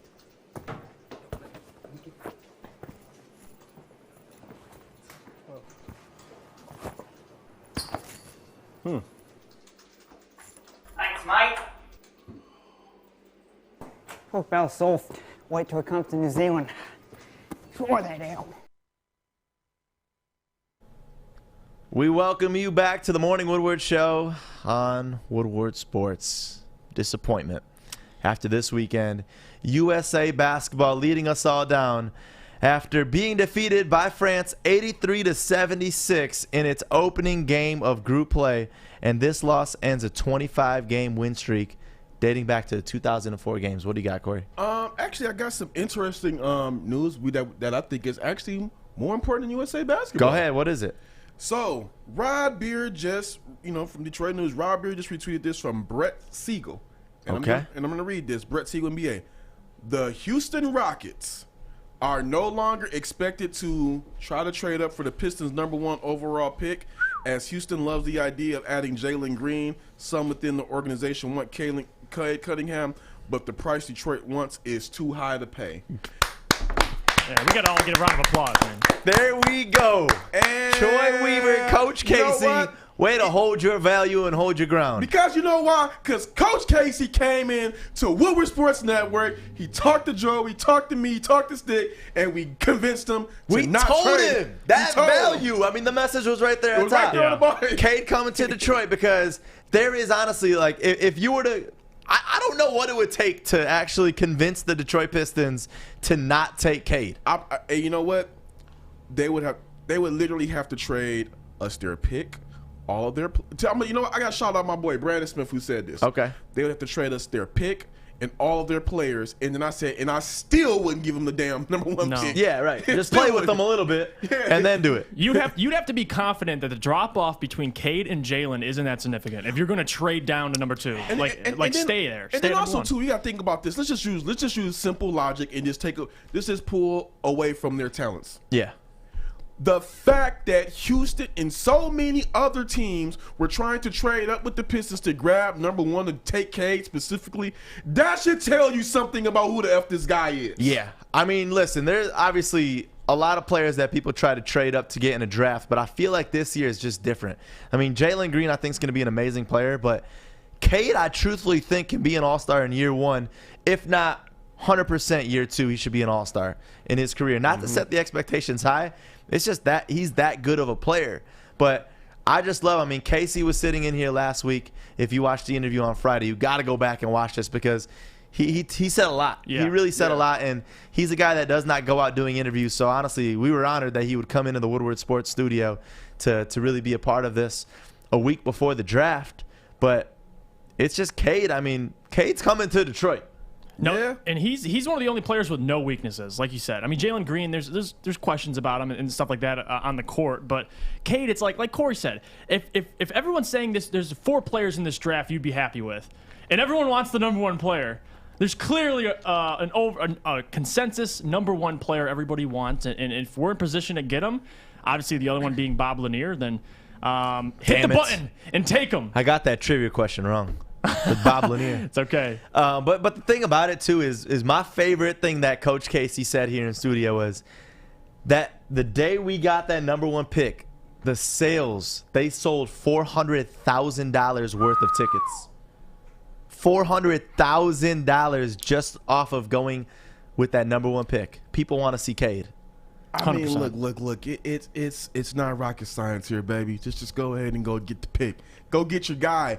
The guy's already out there talking about that he's embracing the Detroit culture. He's already been listening to Detroit music.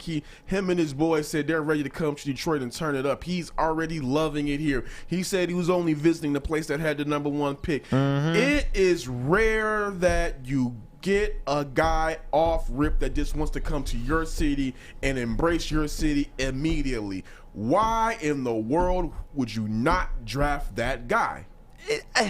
We got to play around with the rest of the league. That's what it is. That's what I said it was. We got to toy around and say, dangle the carrot. Oh, you guys want Cade? What you going to give me? Thing is, and all my friends are like, no, the Pistons are being dumb. They don't need to go ahead and do that. They should just draft Cade. I don't know why they're talking to the teams are stupid. No, if you do not talk to other teams and at least pick up the phone, you're not doing your job because you just might catch a sucker who will give you something that you didn't even think that would might give you something you didn't even think that was feasible or possible to get for the number 1 pick. You never know. So, you know what? It looks like Cade is going to be the guy. Glad to hear it, but I also give Troy Weaver and Dwayne Casey their credit for not telegraphing that, hey, this is who we're getting. Don't call us. And to hear that he was too expensive, they wanted too much in exchange, I love that. Because obviously there's no need to settle. I mean, we got number 1. It's just so fun. Like these last couple of weeks since that draft lottery, it's been fun knowing that we were the ones that all these teams had to come to. And I also think it's even more interesting, even more telling is like, you know, when you see these number 1 picks, when you talk about teams getting the number 1 pick, there's always stories about the Pistons are going to get this guy, what this guy's going to look like with the Pistons, what this guy's going to look like with this team, what this guy's going to look like with that team. When it came to the Pistons, it was all about should the Pistons trade the pick? Who could the Pistons get for the pick? I'm like, damn. Because they look at us like we need so much help. Yeah, I'm like, damn. Can you guys nationally just at least talk about the Pistons having the number 1 pick, not who could get the number 1 pick from them? Yeah. I mean, jeez. And I want to add this real quick. If you look at when Jason Tatum was drafted, the Celtics got the number 1 pick, and they actually traded it to Philly, and Philly, took Markelle Fultz. It didn't work out, but that's how you know you have a good GM. Like Brad Stevens, now is the GM, but if you look at like we have Troy Weaver, a guy who knows how to do business. He lands the number 1 pick, and he's still putting out articles and putting out the news. It's available. Is it really available? Probably not.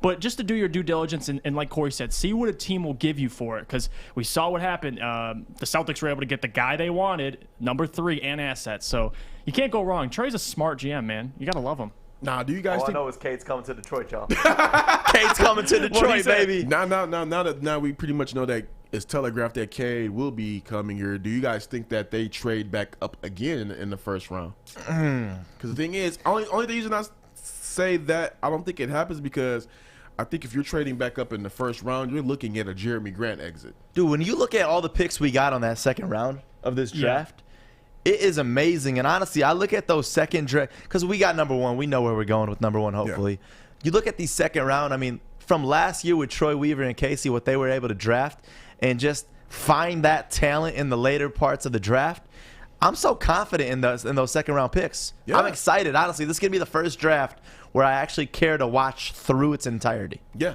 And wait, no, go on, Corey. What were you saying? Because we were here during the draft, and it was like, okay, got Killian. Let's go ahead and see who goes to. Let's see who go ahead and wrap it up. Then I look at my phone like, hey, we traded to the first round.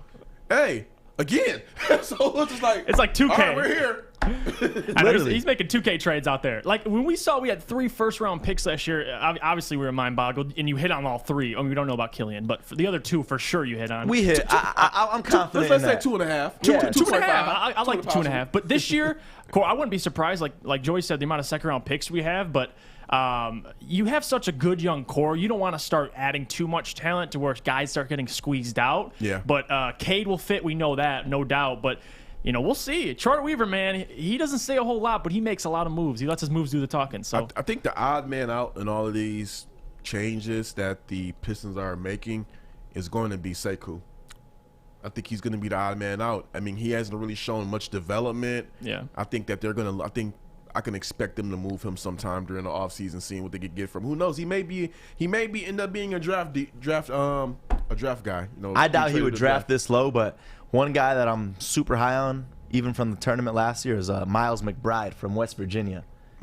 We don't need another point guard, but that was a guy that I love so much. So you start diving deep into the early second round and look at those second round draft pick potentials. It's crazy. I mean, what a hard job it is for Troy Weaver to be able to land on these picks. But hey, he's got our faith now from last season, so I can't wait to see him do it again. And coming up next, it's time for Joey's News. Hi, I'm Joey. We're going to be doing my news segment right after this, but we got to give a shout out to Corey's people over there at Levels. Look at you just smiling. Levels Provisioning Center, Corey. I know you're excited for this event. The grand opening just a couple weeks away. I can't go. We'll make sure you're out there. We'll figure out a way. We're going to be out there all day. Okay. It's coming up in a couple weeks, and this is going to be a great event that you don't want to miss out on because they got a lot of big plans. All the local food vendors going to be out there. I love food trucks. That's one start to get me there. But then the Detroit names who's going to be out there performing. Free car giveaways that you got a chance to win a car when right now these cars are super limited to find because inventory is so low. Got to shout out our people at Enjoy Levels on Instagram. Go give them a follow. No foul. Welcome to the Call Sam Chopper Shop, where you can win a custom-built chopper while helping our veterans at the same time. Watch as the Bad Pig Custom team turns this bike into a one-of-a-kind classic chopper. And when it's finished, we'll be donating the bike to Volunteers of America Michigan to raffle off in support of our vets. A great cause to give back to those who've given so much. Watch for Call Sam Chopper Shop episodes on our social media channels and get your raffle ticket today at callsam.com/chopper shop. Good morning, everyone. Extra, read all about it. Let's get into Joey's News. Let's go. Man, welcome back to the Woodward Sports Network. I need some music real quick, Fishy. It is crazy because we get to finally talk about some USA basketball in this segment here, but let's start it off with some Lions talk because we can never have enough of it. Golden Tate teasing us, saying a little message to Detroit. Posted this on his Instagram story. It's a lot of highlights he had in his career, but why are all these videos of him in a Lions uniform? I would love to have him back, man. Just to have a veteran like that, Jared Goff could use almost immediately. And he could even mentor guys like Amon Ra. I would love that. Oh, that would be very great. I said mentoring guys in general. I didn't even think about specifically Amon Ra. That would be great. Yeah, I would love that. Yeah, that'd be amazing. But it just... all of this Lions talk here just gets me so ready for the season, especially when you see Crack Man going off inside of a Coney Island, it looks like. Oh, Lord.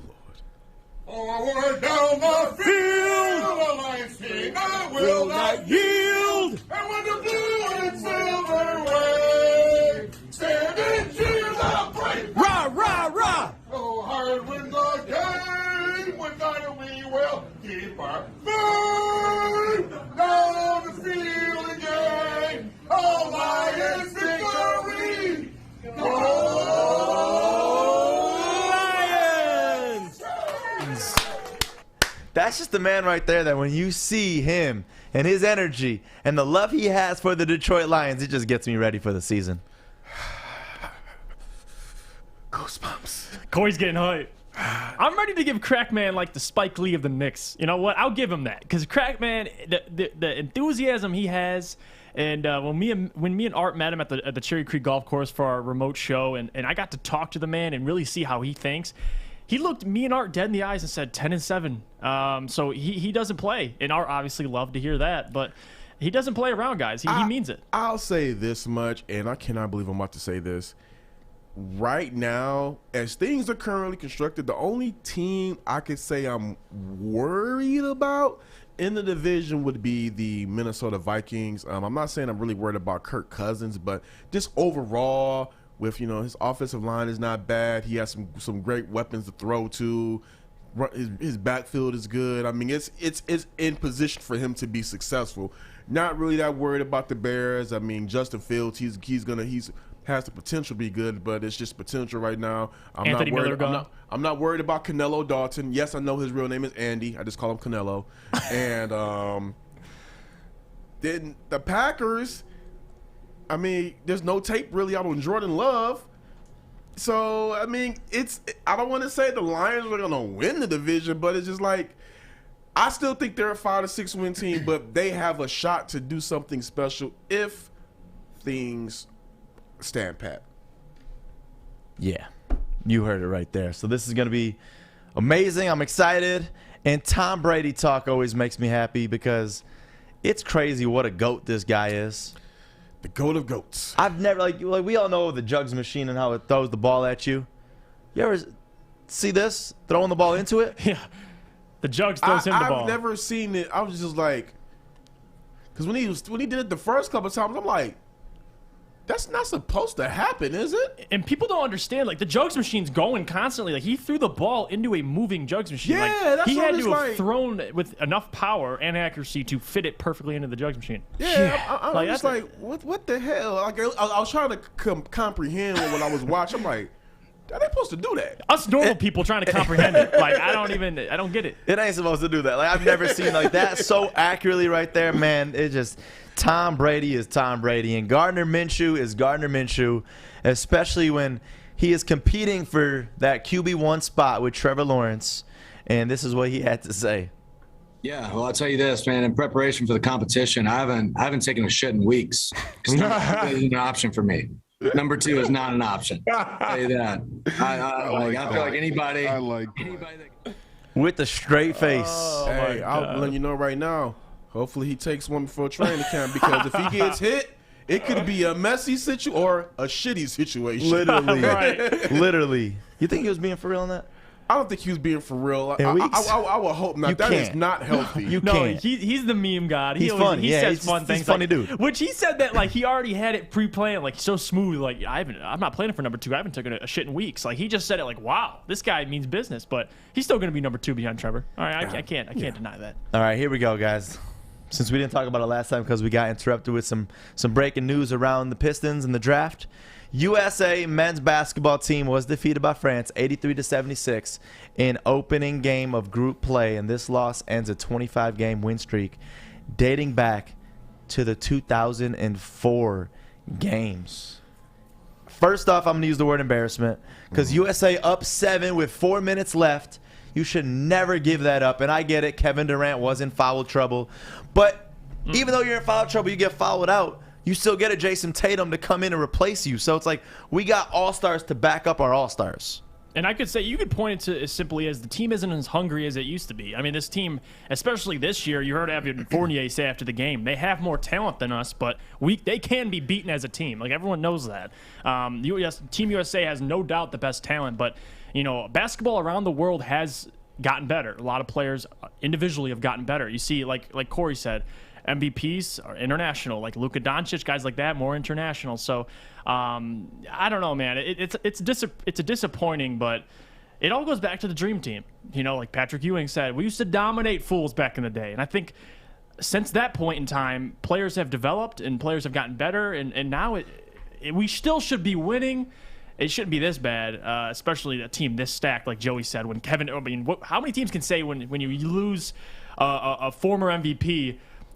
Most improved player comes into there, a guy who is an all-star. I mean, it just doesn't happen. I'm looking at this roster again. So Kevin Durant, no-brainer. Devin Booker, no-brainer. Damian Lillard, no-brainer. My God. Bam. I like Bam. I like Bam. I'm he a led big the fan team of in Bam. points with 12. Yeah, but here's the rest of the team. And of course, I like Jeremy Grant.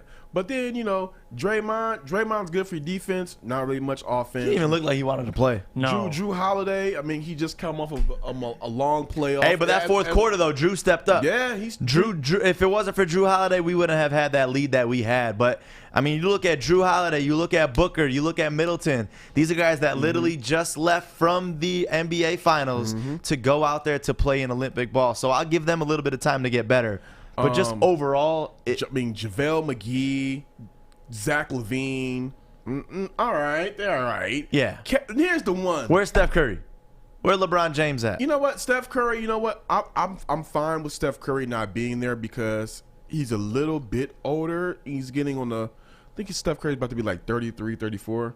I think about to be 33. I'm cool with that, but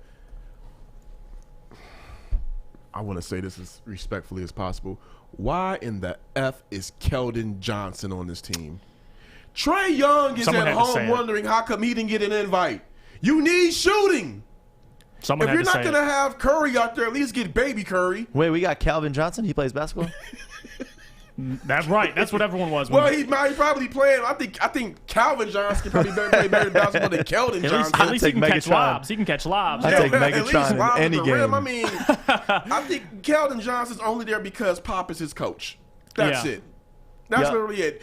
There is no reason why Trae Young should not be on this team. None. Especially the playoffs he had, man. Jesus. Just, I mean, but the thing about it is, too, the past couple of Olympic teams, they really put out the best of the best. The redeemed teams, those were the best of the best. Can't say that about this team. Dude, there's so many things that just make me miss Kobe Bryant. And honestly, outside of basketball, but this is going to just be a basketball stat that I pull up. Did you guys see the thing about Kobe Bryant and his overall record for playing for Team USA?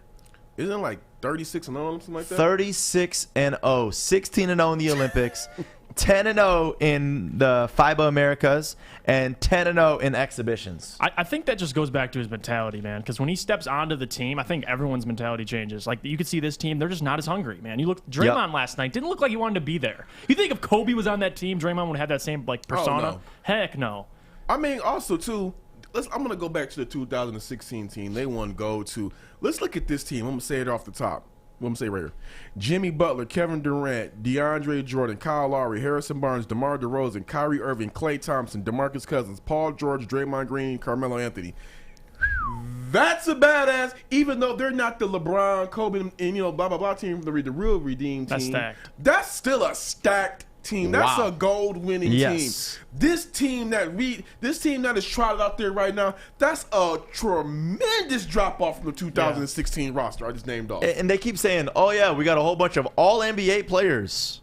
That's embarrassing if that's all NBA. Yeah, Keldon Johnson. Whatever. What's up, Fish?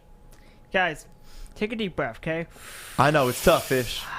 It's just a tough day for America. Losing in the exhibition is one thing, but losing in the opening game of group play is even more embarrassing. Yeah, but so they lost to France, which is a good team. They Yes, lost to Australia we were still the in favorite. exhibition, which is also a good team, and lost to Nigeria, who played very well against Australia yesterday. So they're losing to teams that they are okay losing to because they're good teams and they're competitive. They're going to kill Iran by 60. They're going to beat Czech Republic by 30. They're going to probably still win first place in the group or tie with France. And you guys are going to come in and pick USA as the gold medal favorites in 5 days. But Fish. They're always going to be our favorites. Fish, that's what's sad. They're always going to be gold medal favorites because we just really think that highly of the team. But also, we have to be really analytical because this is really not a well put together roster because international ball is catching up with us, and you just can't. If you put the 2016 team out there right now, they don't have this issue. This team right here, this is a beatable team. This is a beatable team. And this is my problem with the team. Because if you look at America is the pinnacle of basketball. So there's no excuses why we shouldn't be playing better. But like Corey said, it's the answer's simple, Fish, because like you said, France is a good team. They have Rudy Gobert. They have guys like Evan Fournier. Back in the day, they had Tony Parker. I mean, they have it's a good squad. Especially Nigeria has ball players, but there's no excuse, man, when Jason Tatum's your seventh man and you're still getting beat by guys like France when you have a lead in the fourth quarter. But also, too, think we got to call out what it really is. Call another thing that it is, and this goes on Coach Pop. Whatever he's doing out there is just not working. It ain't working. It's kind of, and the thing is, I think Coach Pop is right now. He's trending towards having the same results as his buddy Larry Brown in 2004 with a bronze team. Everybody's saying, "Oh well, Carmelo and LeBron and D Wade, they were young." Yeah, and Larry Brown didn't give them the clock he should have, and looked at what happened. That 2004 team, that was a damn good team, and it was they weren't coached properly. And now years later, his buddy Greg Popovich is not coaching this team properly. I still think they're a beatable team, but this is still a good roster when you have a Kevin Durant, a Devin Booker, and a Damian Lillard. You should not lose the way that you're losing, and that's got to fall on the coaching too. I mean, we see Pop out there running the freaking drills the other day. You need to go suit up there and shit. Literally. We move on to talk about Montrezl Harrell going beast mode down low, nearly shattering the backboard on this dunk right here. Man, this clip.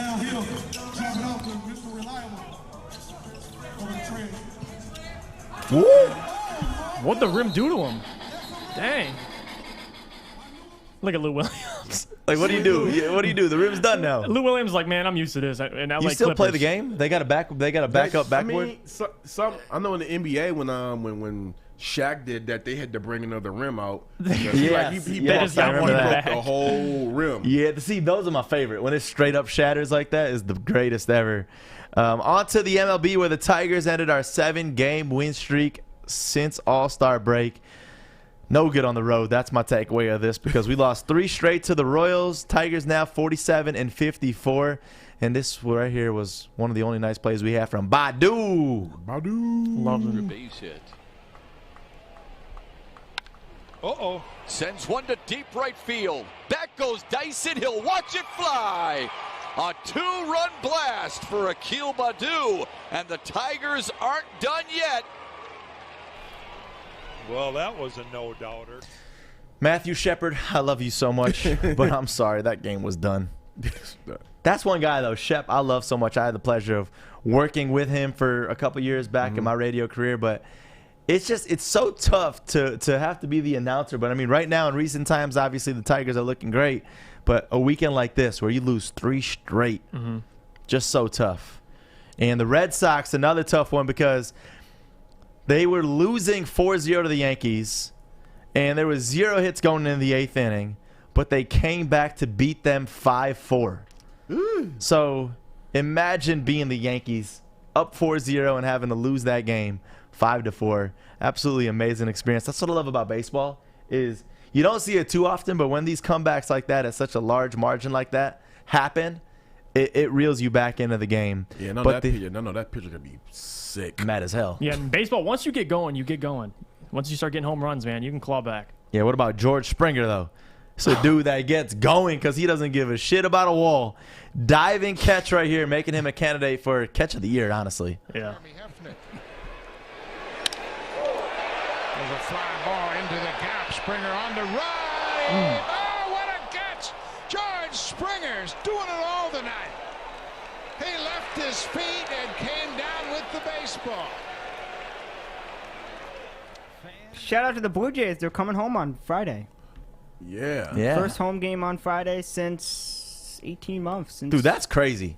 That's freaking wild. Since 2019 of October. When are they going to get the Raptors September. home? Because they've been kicked out the country for a little bit, too. They'll probably be back this NBA season. Okay. Blue Jays are here this Friday, so I'm assuming they'll get same amazing. thing with the Canadian teams. But that catch, though, I mean, the guy put his body on the line, man. I mean, he leaped for that thing. So the Raptors are playing in Tampa, right? Yeah. Yes. So question. Oh boy. Because they were playing in Tampa. They'll go to Toronto this year, though. I'm saying, I wonder did they get their checks tax free for a season? Because they have no state taxes in Florida. I'm sure Lowry was doing some talking. He was doing. That's a good point. I'm sure Lowry, they did. Hey, dude, that's the one thing about Florida.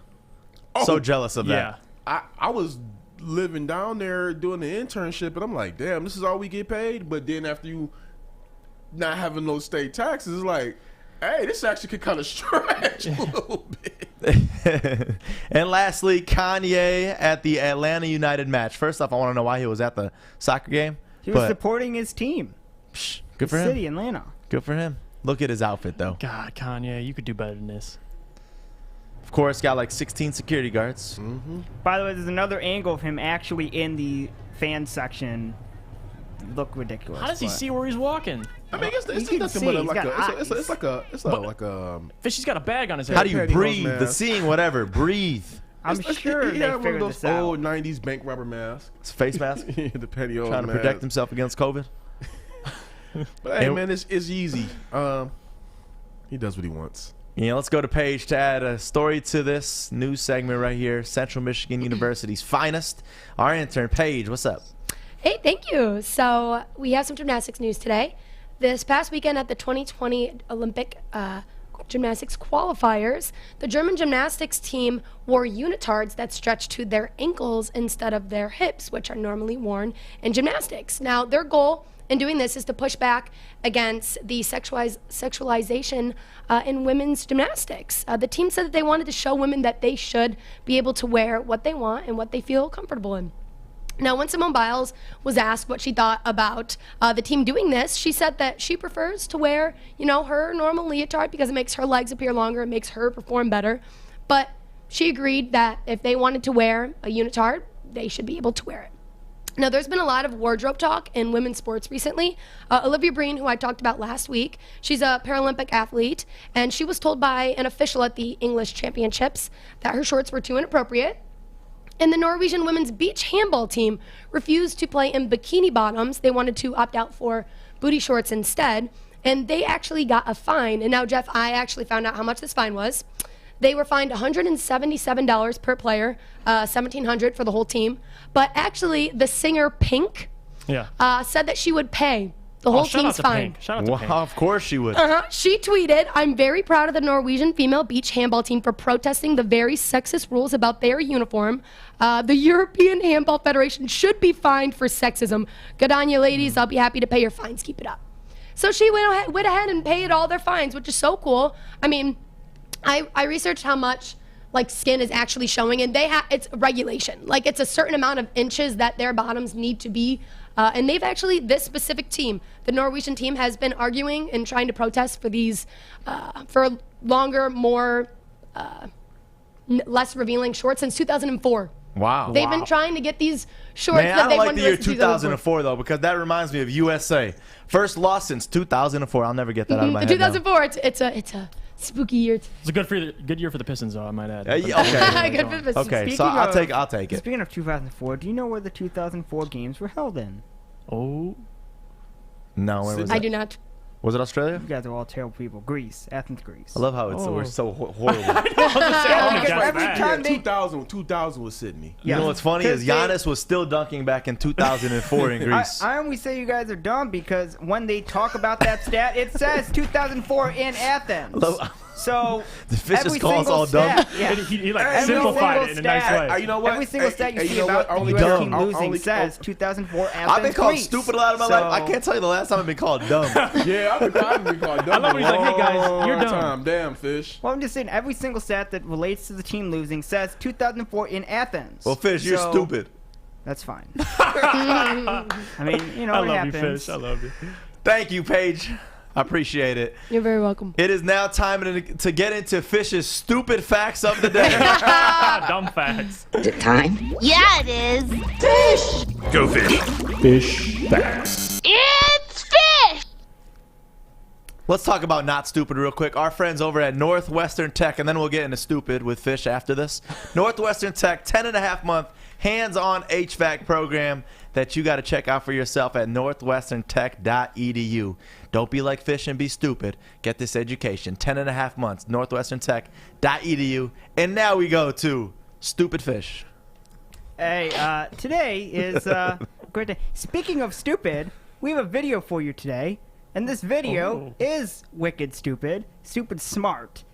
This is from a Australian football game on Saturday. Actually, this was Sunday. That is stupid. So, great catch by the guy. And yes, you're allowed to push off on the guy's shoulder to the knee. And yes, that is a stupidly good play. Wow. Calvin Johnson could have been, I mean, he could have been Calvin doing Johnson would have great things dominated down that there. fish. We go to the facts. We got baseball for you. Lance Lynn, single on a 0-2 pitch, is the second 0-2 hit for a White Sox pitcher since pitch count has been tracked in 1988. And yes, this is really only relevant to the Chicago White Sox since the Interleague. The other player today is Mark Burley, June 15th, 2002, as the Cubs, single off John Lieber. So, it's looking pretty good. You guys a fan of pitchers batting? I know Ohtani's one of them. He sticks huge on that. Love it. Yeah, I mean, it's cool. I mean, it's entertaining. It is entertaining. It's just crazy that they stopped for a while to begin with. Oh, it's just not a big thing in America. It's part of the game. The National League does that. Right. Speaking of another guy that's done that, Adam Frazier entered Sunday with a 10.6% strikeout rate, fourth lowest among qualified hitters. So we got another batter and hitter. We go to Tokyo 2020 Olympics, everybody. This is not good for the United States, but this is good for Australia. REM Tidmus won gold for the women's 400-meter freestyle for a time of 3 minutes 56 seconds and 69 milliseconds. Katie Ledecky took silver, the first time she's ever been beaten in an individual Olympic event. Ooh. They did, by the way, USA did win the freestyle for the team event. So they won in gold medal, and they won a bunch of other gold medals in swimming throughout the weekend, so they're looking pretty good. We only have one event today. Not many events that you guys would care about. Try to pick the ones that you guys won't care about this one. But anyways, 1933, Joe DiMaggio ends a 61-game hitting streak in the Pacific Coast League. Oh. He was a pretty good batter back then, for any of you who do not know. And Babe Ruth was also a very good batter and a hitter. So he did very well. No birthdays that you guys care about. No weddings that you guys care about. So the facts. We'll do better tomorrow. Hopefully there's stuff that actually happens on What birthday Tuesday. was this weekend? I don't know. Fish? I don't know. Kevin Durant? What kind of sports network are we? Woodward Sports Network. Representing which city? Detroit, Michigan. And whose birthday was it this weekend? Big Sean? Detroit, Michigan. Oh. July 24th, we turned 320 years old, bitch. How are you not going to know Detroit's birthday? I was sad that you didn't mention it going into the weekend. What's Sydney, Australia's birthday? I don't know their birthday. I know their Independence Day is January 20. He just hits it all of a sudden. 6, I believe. That's amazing, Fish. I love you too much. Thanks for saying I love you too. I should know Detroit's. You're the best, Joey. I should know Detroit's birthday. All right, let's get into Joey's dumbass of the day. We'll do better in 2022. We will. The Detroit Pistons select Darko Milicic. World's dumbest criminal. Well, so much for me calling him savvy because he had no idea where he's on the field. When he crosses too many timeouts, that's a technical foul. Dumbass! Real quick. Uh-oh. Fish nailed it. It is January 26th for Australia. You're an asshole, Fish. You're an asshole. I knew Fish is a wizard. I knew it was one of those days. I almost botched it up. Oh, but you forget Detroit's. Who cares? But don't mess up Sydney's. Well, because that's their Independence Day. Detroit, there's really no holidays. Make it a holiday. That's what we should do. Dude, Here at Woodward Sports, Fish we is should going make to be Detroit's dating a girl birthday named holiday. Sydney. That's the reason why Fish is single. He's waiting for the right girl named Sydney. 100%. No, I just think they should make it a holiday. Or he's going to find a good one and be like, you will make a great Sydney. Fish. You know, it's a holiday. That's how I know what it is. Fish, what about Dutch cycling? You into it? I did see what happened. It was pretty stupid. In her defense... No, there ain't no defense. There Let's is, watch this there video is. first off because I'm she gonna started defend her. celebrating I'm that gonna she defend won her. the Olympic gold, Yep. but then realized she came in second. gonna Just defend watch her. this video real quick. Oh. Stunning.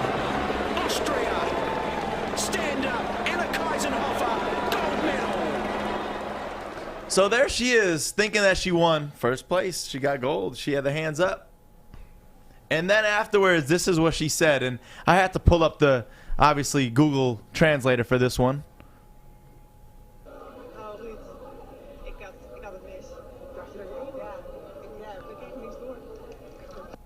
Yeah, no clue what she said there, right? I'm going to tell you guys. She said, oh, Rude, I was wrong. We got nothing. That's what she said because she realized she did not get the gold. So go ahead, Fish. Stand up for her. All right. So when you're so normally, by the way, in the Tour de France, they have radios which tell you who's in what position, how far behind you are, yada yada yada, stuff you guys don't care about. In the Olympics, they do not have that. So let's say she's way in the back, okay, and the Austrian woman takes off and goes about 5-6 minutes ahead. All right.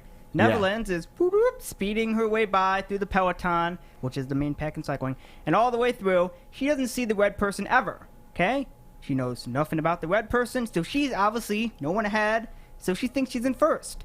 So she goes through and crosses the finish line thinking she won because she had not seen the red person ever because she was too far in the pack, and then she broke away and thought she was winning. Which means she's stupid. Because they have no radios, that's how she didn't know. Which means she's stupid, Fish. Fish admitted But it. how is she stupid She for is not... our dumb ass of the day. I understand that, but how is she stupid for thinking she won when she didn't see she the did red not person win. there? She did not win. I know she didn't win, but she didn't see the red person there. That person was so fast that she out-bicycled her.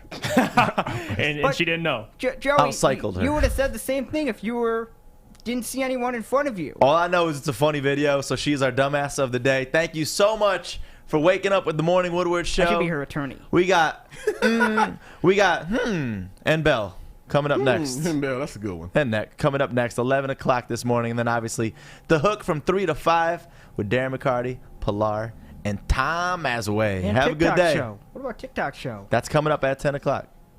EpEcenter. EpEcenter.